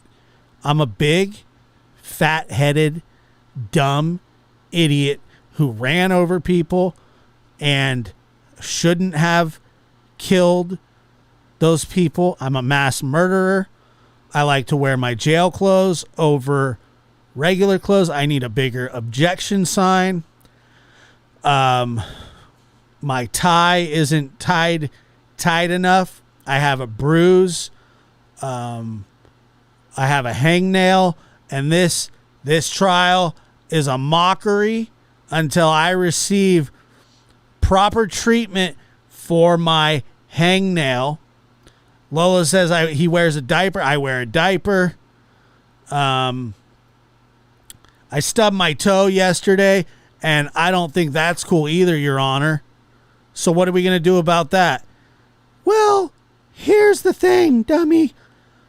I should hog tie you right now. And my gavel, I'm going to beat you with my gavel. If you make one more noise, I'm going to beat you with my gavel. I'm going to beat you with it.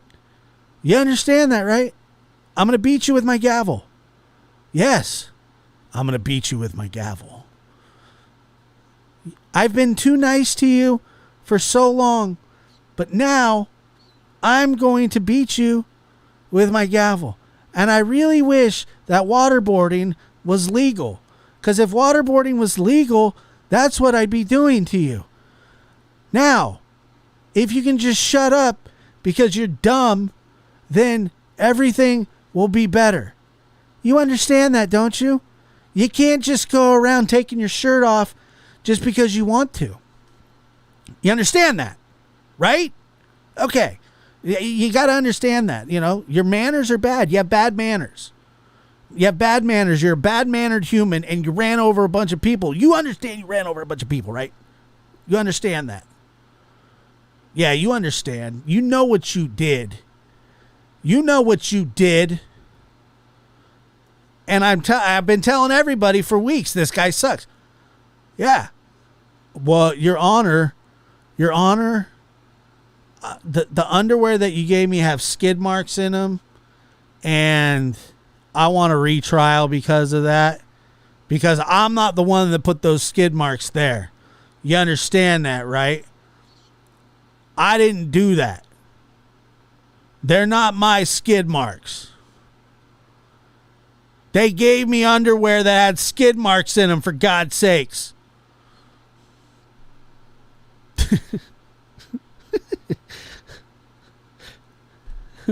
Oh, God. Sorry. The skid mark. I went too far with the skid mark thing, probably. Can you imagine the migraines she has by the end of the day? Yes, I can, actually. Oh,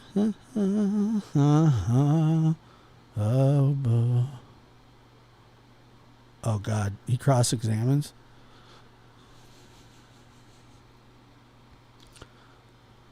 Does he have an opening statement?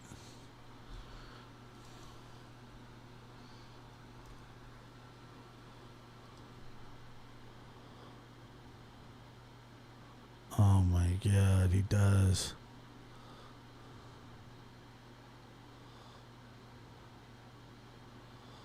He does have an opening statement. Smell them and document it. Now we need the FBI lab to check the DNA on the skid marks.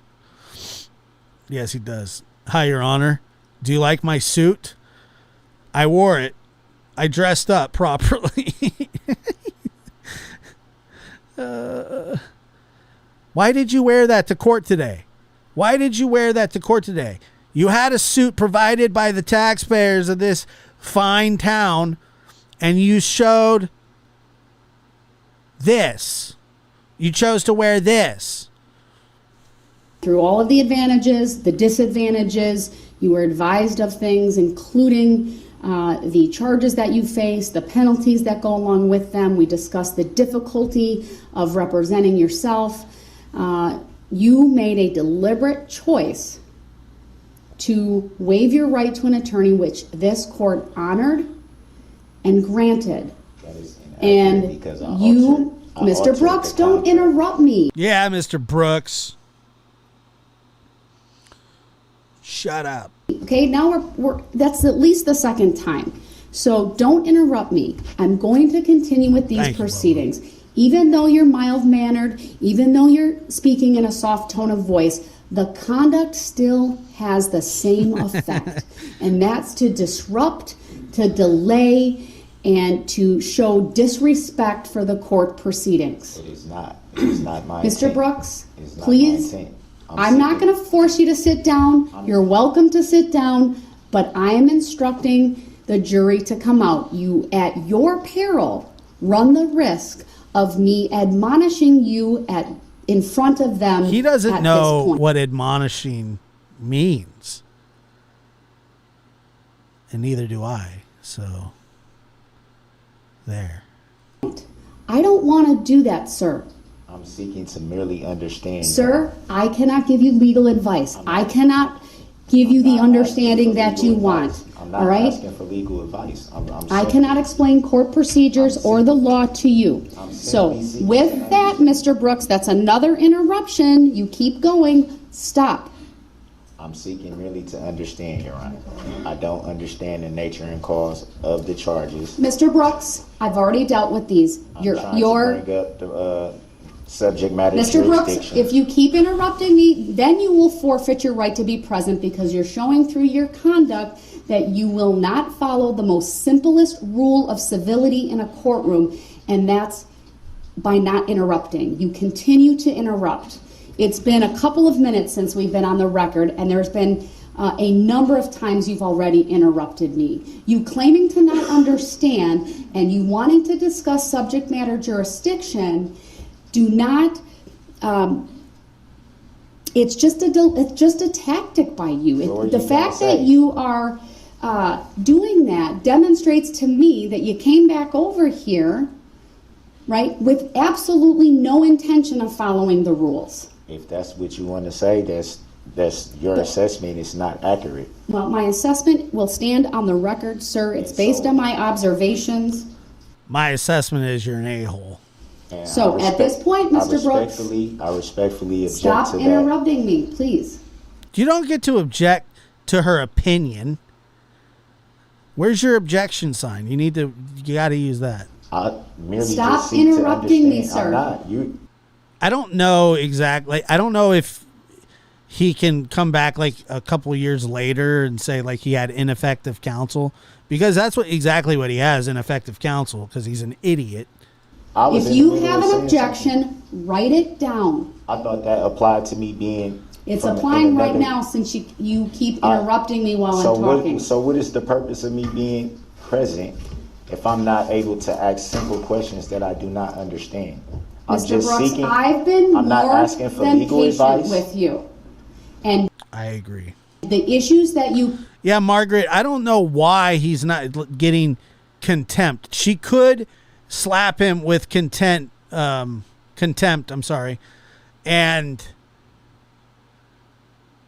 I just, what's the reason for her not doing it? I don't know. I don't know what that's got to do with a mistrial. keep trying to raise every time we're in here are not issues I'm going to raise at this juncture or address at this juncture in the proceedings.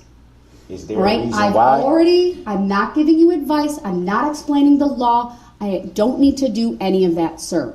All right, you filed what you needed to file. I've addressed every single filing on the record. It may not be to your satisfaction, but I have addressed them. That's inaccurate, All right, Your Honor. some of your With all filings, respect. sir, you're interrupting me yet again because you're not letting me finish with my explanation. Some of your filings do not require a specific line-by-line response by the court. I've addressed them in the way that I believe the law requires me to do. Again, that may not be to your satisfaction, and that is simply the way that it's going to be. But we are continuing on with the reading of jury instructions. It's important. I don't know why They're going to come in, and it will be up to you whether you can demonstrate respect and courtesy, not only for these proceedings, but for the jurors that have been selected to hear this case. Madam Clerk, have the jurors brought in, please. What you're doing is judicial misconduct. You're making the judicial determination that I'm not allowed to ask questions, that I'm not allowed to question Your Honor, which is my right. I've merely brought up subject matter jurisdiction because it has merit. I've merely tried to seek to understand the proceedings that I do not understand. You're rushing me to judgment by constantly removing me from the court when I should be present for all proceedings, and I should be able to understand, which I do not. Once again, I do not understand the charges, the nature of the charges against me. I do not understand why Your Honor will not answer mere questions that would give me clarification on understanding. I'm not attempting purposely to be disruptive, disrespectful in any manner. God dang it. But if I don't understand something, it benefits me to ask so that I can have clarity. The waiver that you speak of with the attorney, I gave the waiver back in the way that I felt that it should be altered, and you said so yourself on the record that the word understanding was taken off of that paperwork that I sent back to you. That should have let you know right there further. Yeah, I don't understand. I think, honestly, I think people are like, oh, he has the right to defend himself, or whatever. I mean, I guess, but at what point do people start losing rights? You know, at what point do people start losing rights?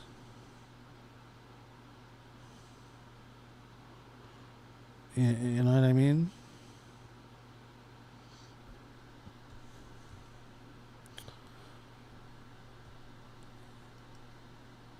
A lot of these people, a lot of them have too many rights. That I did not understand the proceedings, and that was Because they some don't- of the they don't issues respect that I'm them. bringing up now. It's merely just clarification, Your Honor. I don't understand what is going on. It's No, I'm not making not them to be disrespectful. It is not Mr. to Brooks, prolong the do proceedings. you It is not to. understand when I tell you not to interrupt me?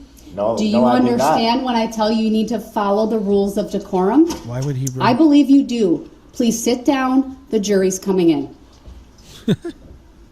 I still would like to ask Mr. questions, Brooks? Your Honor. Stop talking. We are proceeding with the continued advisement to the jury of these preliminary jury instructions. Do not interrupt me. The record should reflect that the jurors are entering the courtroom. Your Honor, with all due respect, Mr. Brooks, stop talking. It's not appropriate at this point in time.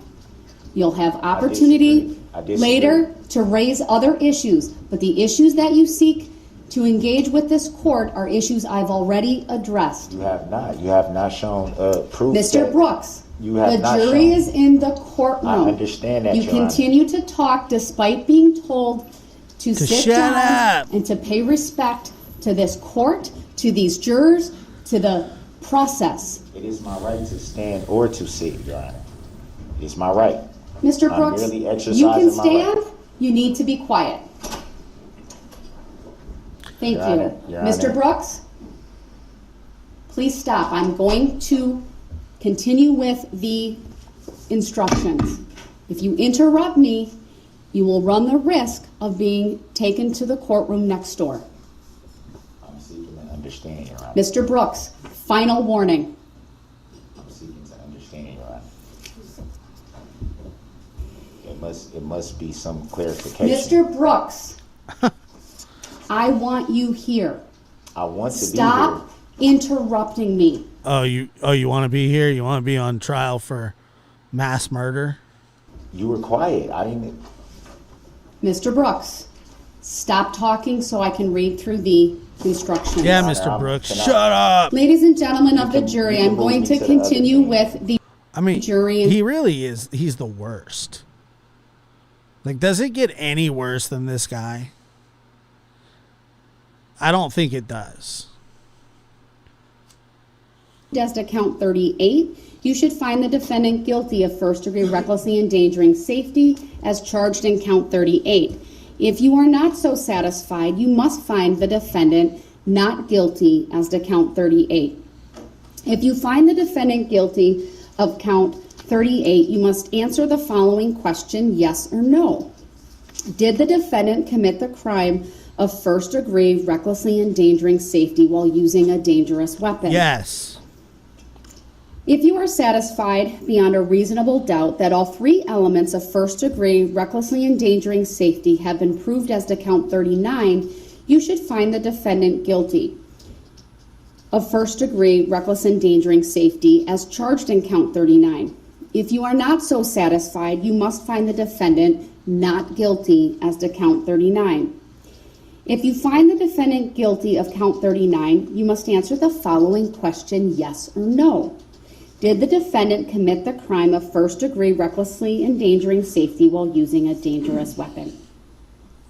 If you are satisfied beyond a reasonable doubt that all three elements of first-degree recklessly endangering safety have been proved as to count 40, you should find the defendant guilty of first-degree recklessly endangering safety as charged in count 40.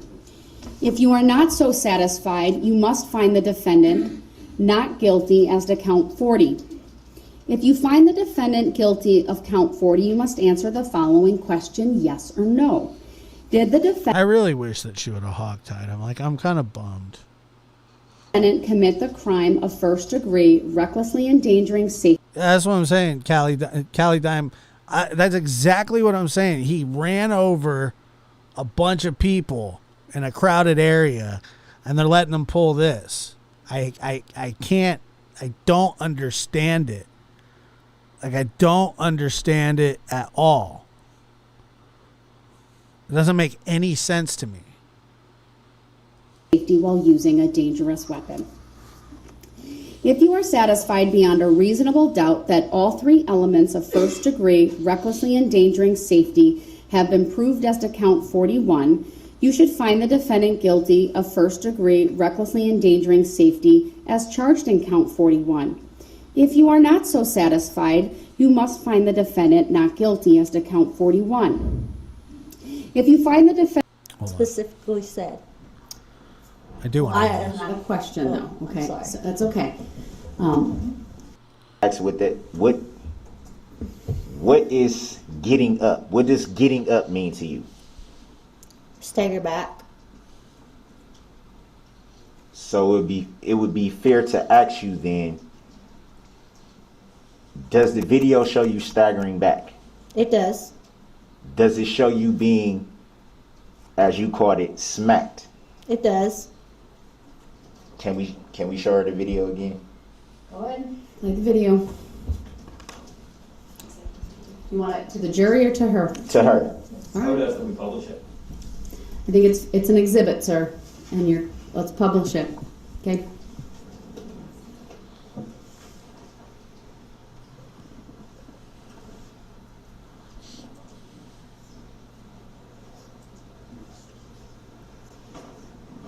Your Honor, would it be too much to ask if we went straight to that part of the video? Yes.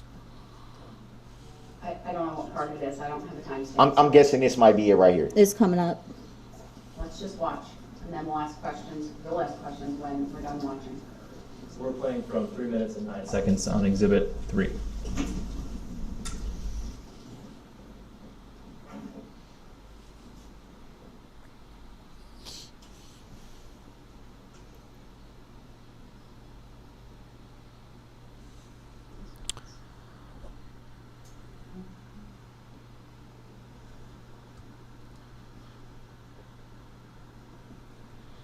No, I think they gag him too. Like if they gag him, how's he going to talk? They'd have to ungag him for him to talk. You can stop that. That's All right, what's the time for the stopping of the video, please? 3 minutes and 47 seconds.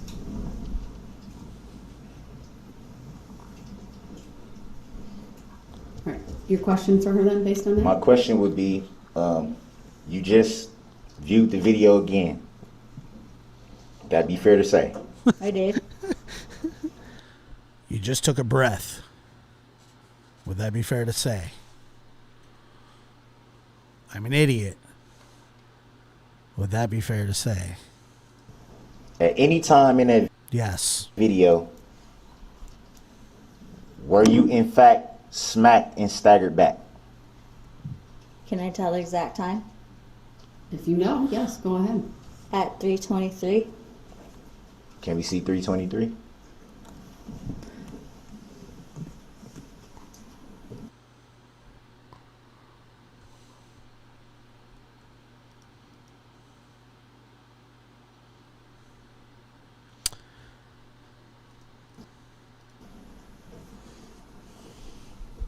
Go ahead.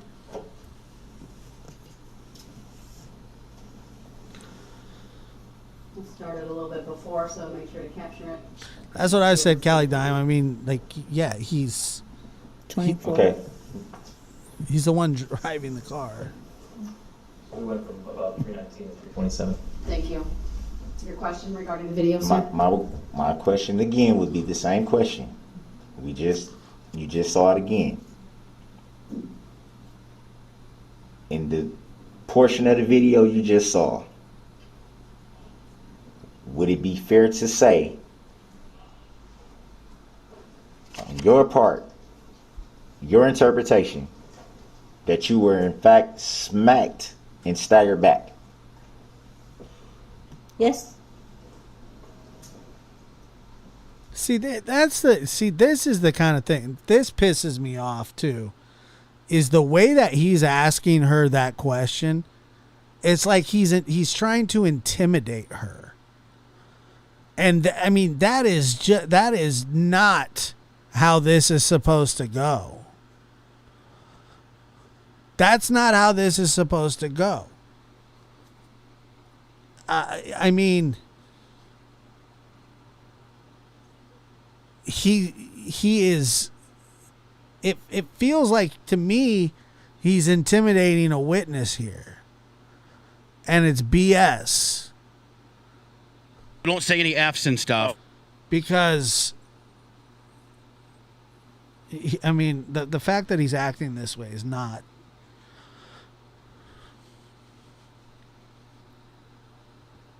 God. Are you sure you weren't over exaggerating that? No. It looked like a push. Sustained. Bro, you asked her what her interpretation and her feeling was. That's your interpretation and that's your opinion, and nobody's asking for that, you dumbass. Would you say again what happened I can't remember the last time I did a 2-hour live by myself. directly after that? I'm feeling it, though. Directly after the smack, Directly after what you say is a smack. staggered Night, back. Ellie Mae. No, directly after that whole incident. I call it get up, but I came back and swung. Would it be fair to say that the video doesn't show any of that you just said? Would that be fair?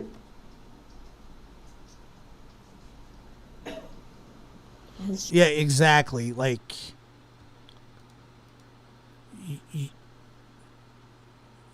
yeah, she is the victim. You're right. There was a somewhere. So would it be fair that you're saying your interpretation of what you just saw would constitute a brawl, as you say, or brawling it out, as you say? Hold on, Mr. Brooks. I've given you a lot of leeway on this topic. What's the relevance of all of this at this point? I think you made your point about what happened and what didn't, and what's in the video and what's not, and the jury can ultimately decide that. You can he's argue an it idiot. later on to the I'm jury. sorry, I thought this state Where are we was going? supposed to object to that. If they saw an objection, I'm a little confused about that. I need the questioning to kind of circle back to what's relevant for the trial. Well, I thought it was relevant because of what the video is actually depicting. And that video is going to speak for itself. It's been an exhibit. Yes, it And does. so you've asked a lot of questions about it. So let's move on.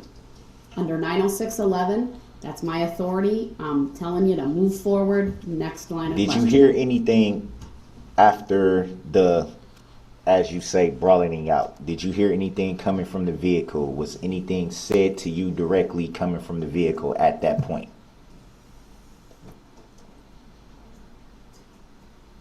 Do you understand the question? Would it be after you leave? Oh wait, Brooks leaves? Or when I was Brooks clearing gets in? what I just asked after the brawling it out. But you asked directed at her, Thank and then you said anything from the vehicle. So that's a compound question. So you need to be specific. Did you hear anything after the brawling it out, as you say? Did you hear anything directed towards you? Super chat. Super sticker. Thank you very much for that. I appreciate it. Directed towards me? No. Did you hear anything directed towards Nick? No. Who's Nick? I remember something being said. Do you recall what was said? I do not. Did you hear anything directed towards Erica? Yes. What did you hear directed towards Erica? At what time? Why? Right. That's once again, that's the really big problem with representing yourself here that I have is, why is he getting to re-victimize the people? That's what it feels like he's doing. He's not taking this serious. This is the most attention besides running over all those people that he's had in his life. This is the most attention he's ever had. And he's like, he's into it. Like he likes this. You get it, right? He likes this. He should have to enter his questions onto a pad or something, and somebody else, like a computer animate or a computer voice or whatever, let me see here. Lady in Montgomery. I don't know. No, ma'am. I don't know where she was found. I just know that she was in Thornton. But yes, I'm sorry to hear that. I hope that your case gets solved.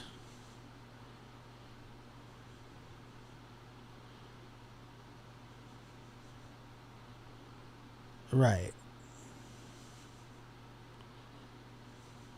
I mean, I agree. After the brawling it out, as you say, did you hear anything directed specifically towards Erica? Yes. Not till he left. No, not till Brooks left. Would you say that again? Not till Brooks left. So, did you or did you not hear anything directed towards Erica after the brawling it out, as you say? Oh, okay, no. So, can we pull that statement up again? Go ahead. The state would do that once again. Just to the preview.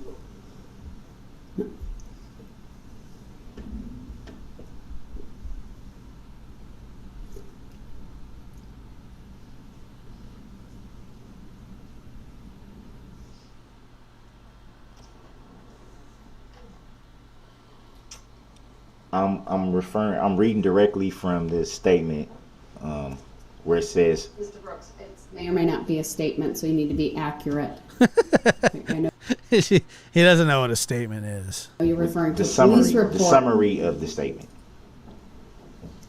I'm reading directly from the summary of the statement where it says, Runkle stated that after a short dispute between her, Kirby, and Brooks, she saw Brooks get back into the red SUV and heard him saying something to the effect of "F you effing bees, you're dead," as he was leaving. So I'll object on 2 grounds. 1, asked and answered, and 2,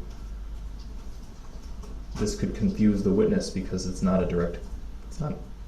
She used the F and the B. The F and the B. Don't say any F's and stuff. It was something Don't on say the any back F's end and of that that stuff. I didn't get to. Don't say any F's and stuff. I'm not sure what you mean by that, sir, but was- you've already asked that question before, so the objection is sustained. I actually don't recall asking a question directly to. I'm reading directly from the summary of the statement where it says, Runkle stated that after a short dispute between her, Kirby, and Brooks, she saw Brooks get back into the red SUV and heard him saying something to the effect of "F you effing Don't bees, say any you're F's and dead," stuff. as Don't he say was any. leaving. Don't say any F's and So I'll stuff. object on 2 grounds. 1, asked and answered, and 2, this could confuse the witness because it's not. She used the F and the B. Don't say any F's and stuff. Sustained. It was something on the back end of that that I didn't get to. Don't say any F's and stuff. I'm not sure what you mean by that, sir, but was- you've already asked that question before, so the objection is sustained. I actually don't recall asking a question directly to that part of this summary. I do. You read through that previously. Do you remember what the question was so that I don't re-ask the same question? Don't say any F's and stuff. Mr. Brooks, move on.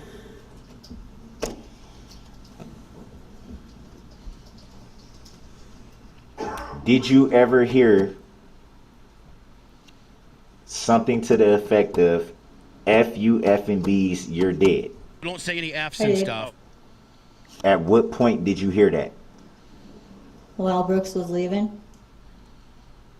So that would it be fair to say that you heard that after the. Isn't he Brooks? Isn't he Brooks? He's Brooks, right? Don't say any F's and stuff. Brawling it out. You shook your head. Can you say Yes. Thank you. That's a little confusing. So. Mr. Brooks, that's not a question. You're attempting to I'm testify. about to ask a question. You If I can't can do get that. to it. Ask your question. But you also can't mischaracterize the testimony or the evidence up to this point. What do you mean? In your questions, you can't mischaracterize prior testimony or evidence. You have to be accurate. So I'm trying to be, but it's what's your next question, sir? hard.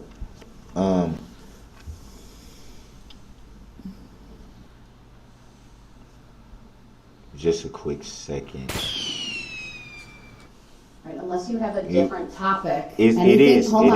Anything related to this, what's in the summary, the questions regarding what she heard or didn't hear around this time, we've gone through that, you've gone through it. Under 906.11, you need to move on and ask a new line of questions. I was trying to, if I can get to it. Go ahead. He's a lost cannon.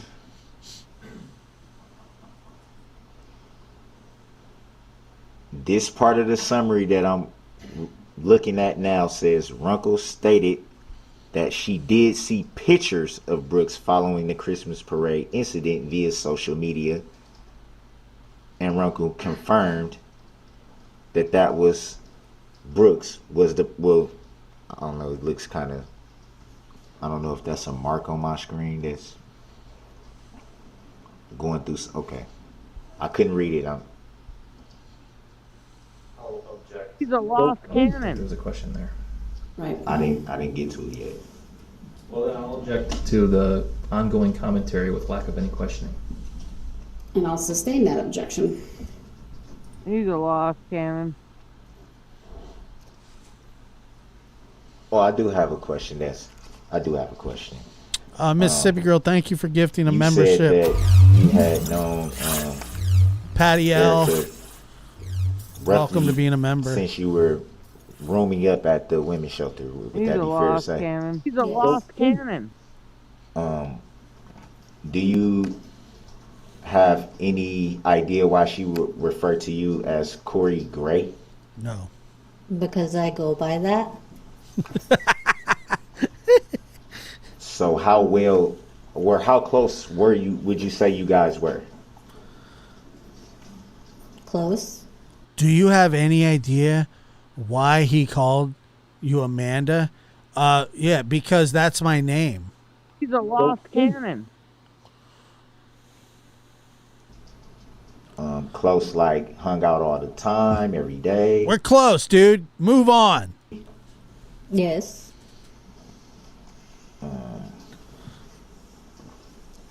Hung out every day. Sorry.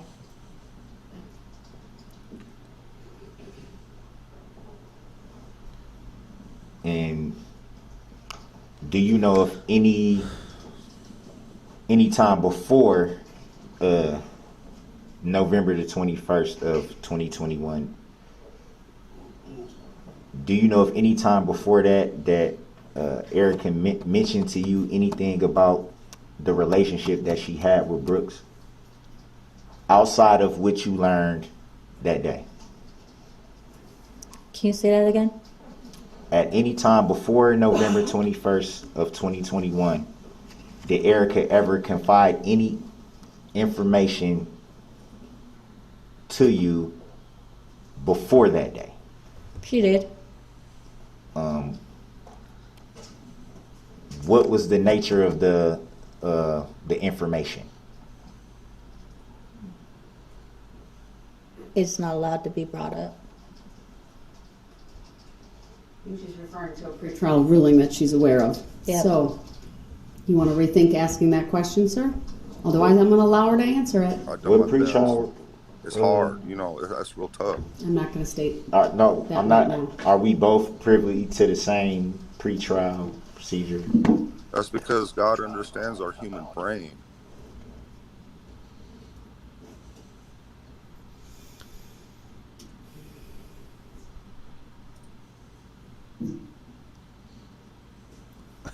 Do you want her to answer that question? He's an absolute I've done my best. All right, It's I'll hard, strike you know, that that's question real from the tough. record. The jury will disregard the question that was asked.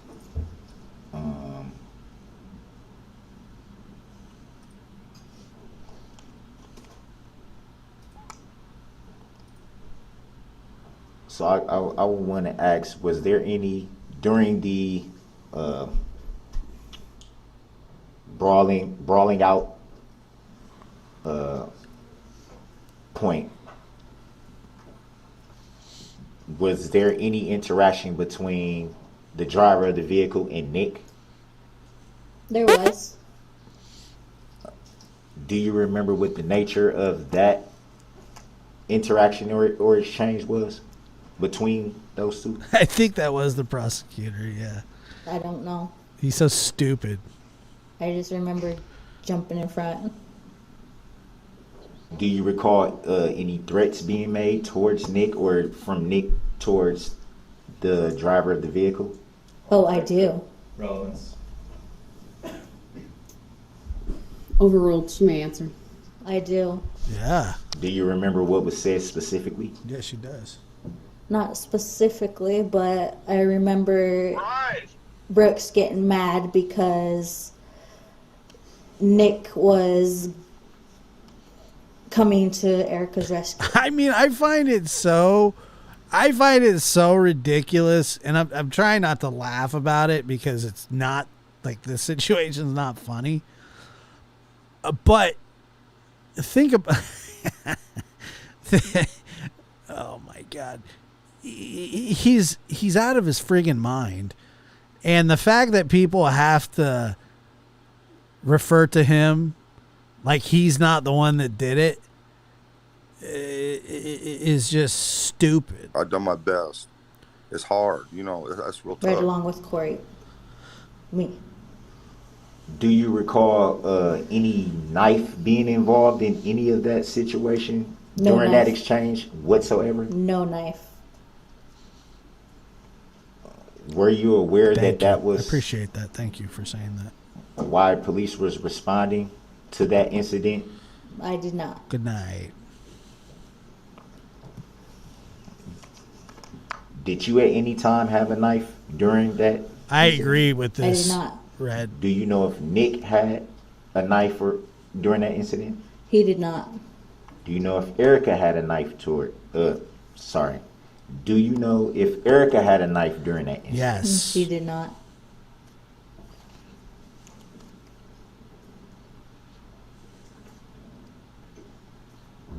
As far as your memory, do you recall reporting that a knife was in? So that's the whole thing here is, like, I don't think he's actually questioning her. To me, it just feels like intimidation. Involved in that incident? I do not. Do you recall if Nick reported a knife being involved in that incident? It's possible.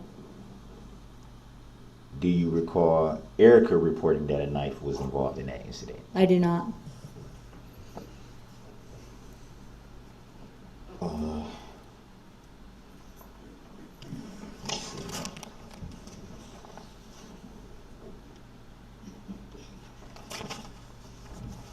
You testified to drinking a half pint of vodka that day. Oh, no. Was that the? So here he goes. Who cares how much she drank that day? Did you run over a bunch of people in a parade? Only thing you had to drink that day? Yes. Would it be fair to say that you were tipsy? Yes. Would it be fair to say that you may even have been intoxicated? No. For any reason that day, acknowledging that you were. If Cats Had Thumbs has a great question. And I think I have an answer. And the answer is I think that they're just letting him hang himself because he's an idiot.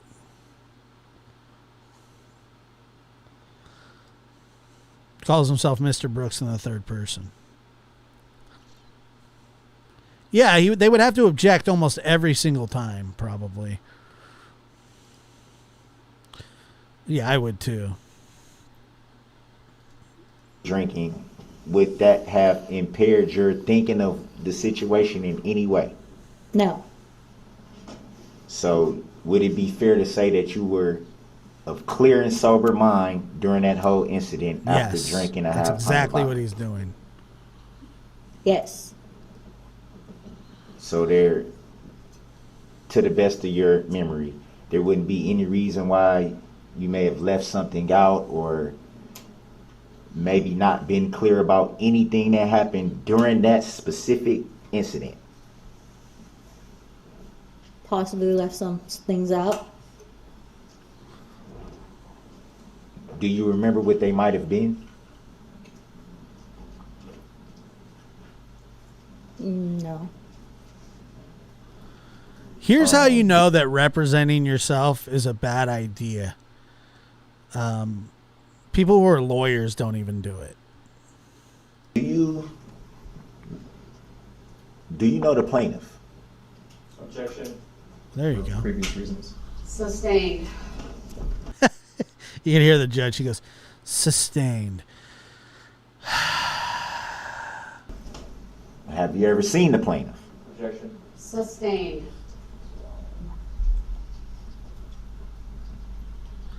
Have you ever had any interaction with the plaintiff? Objection. Sustained. And no further questions, John. I mean, he's the absolute worst. Thank you guys for being here. I enjoyed this, so and I hope you did too. Please hit the like button. Please subscribe if you have not subscribed.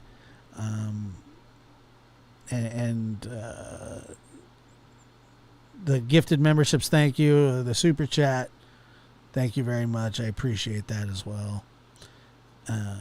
Why is he representing himself? Because he's an idiot.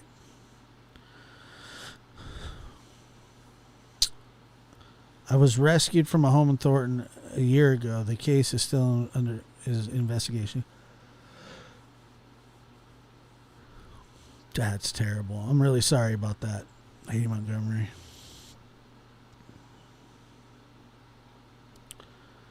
Oh, man.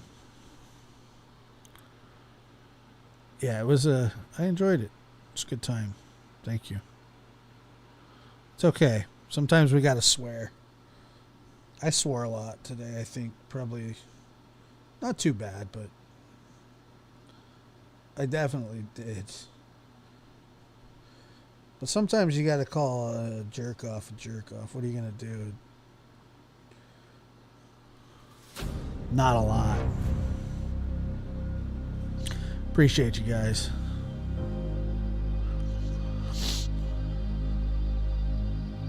Happy birthday, Lolo.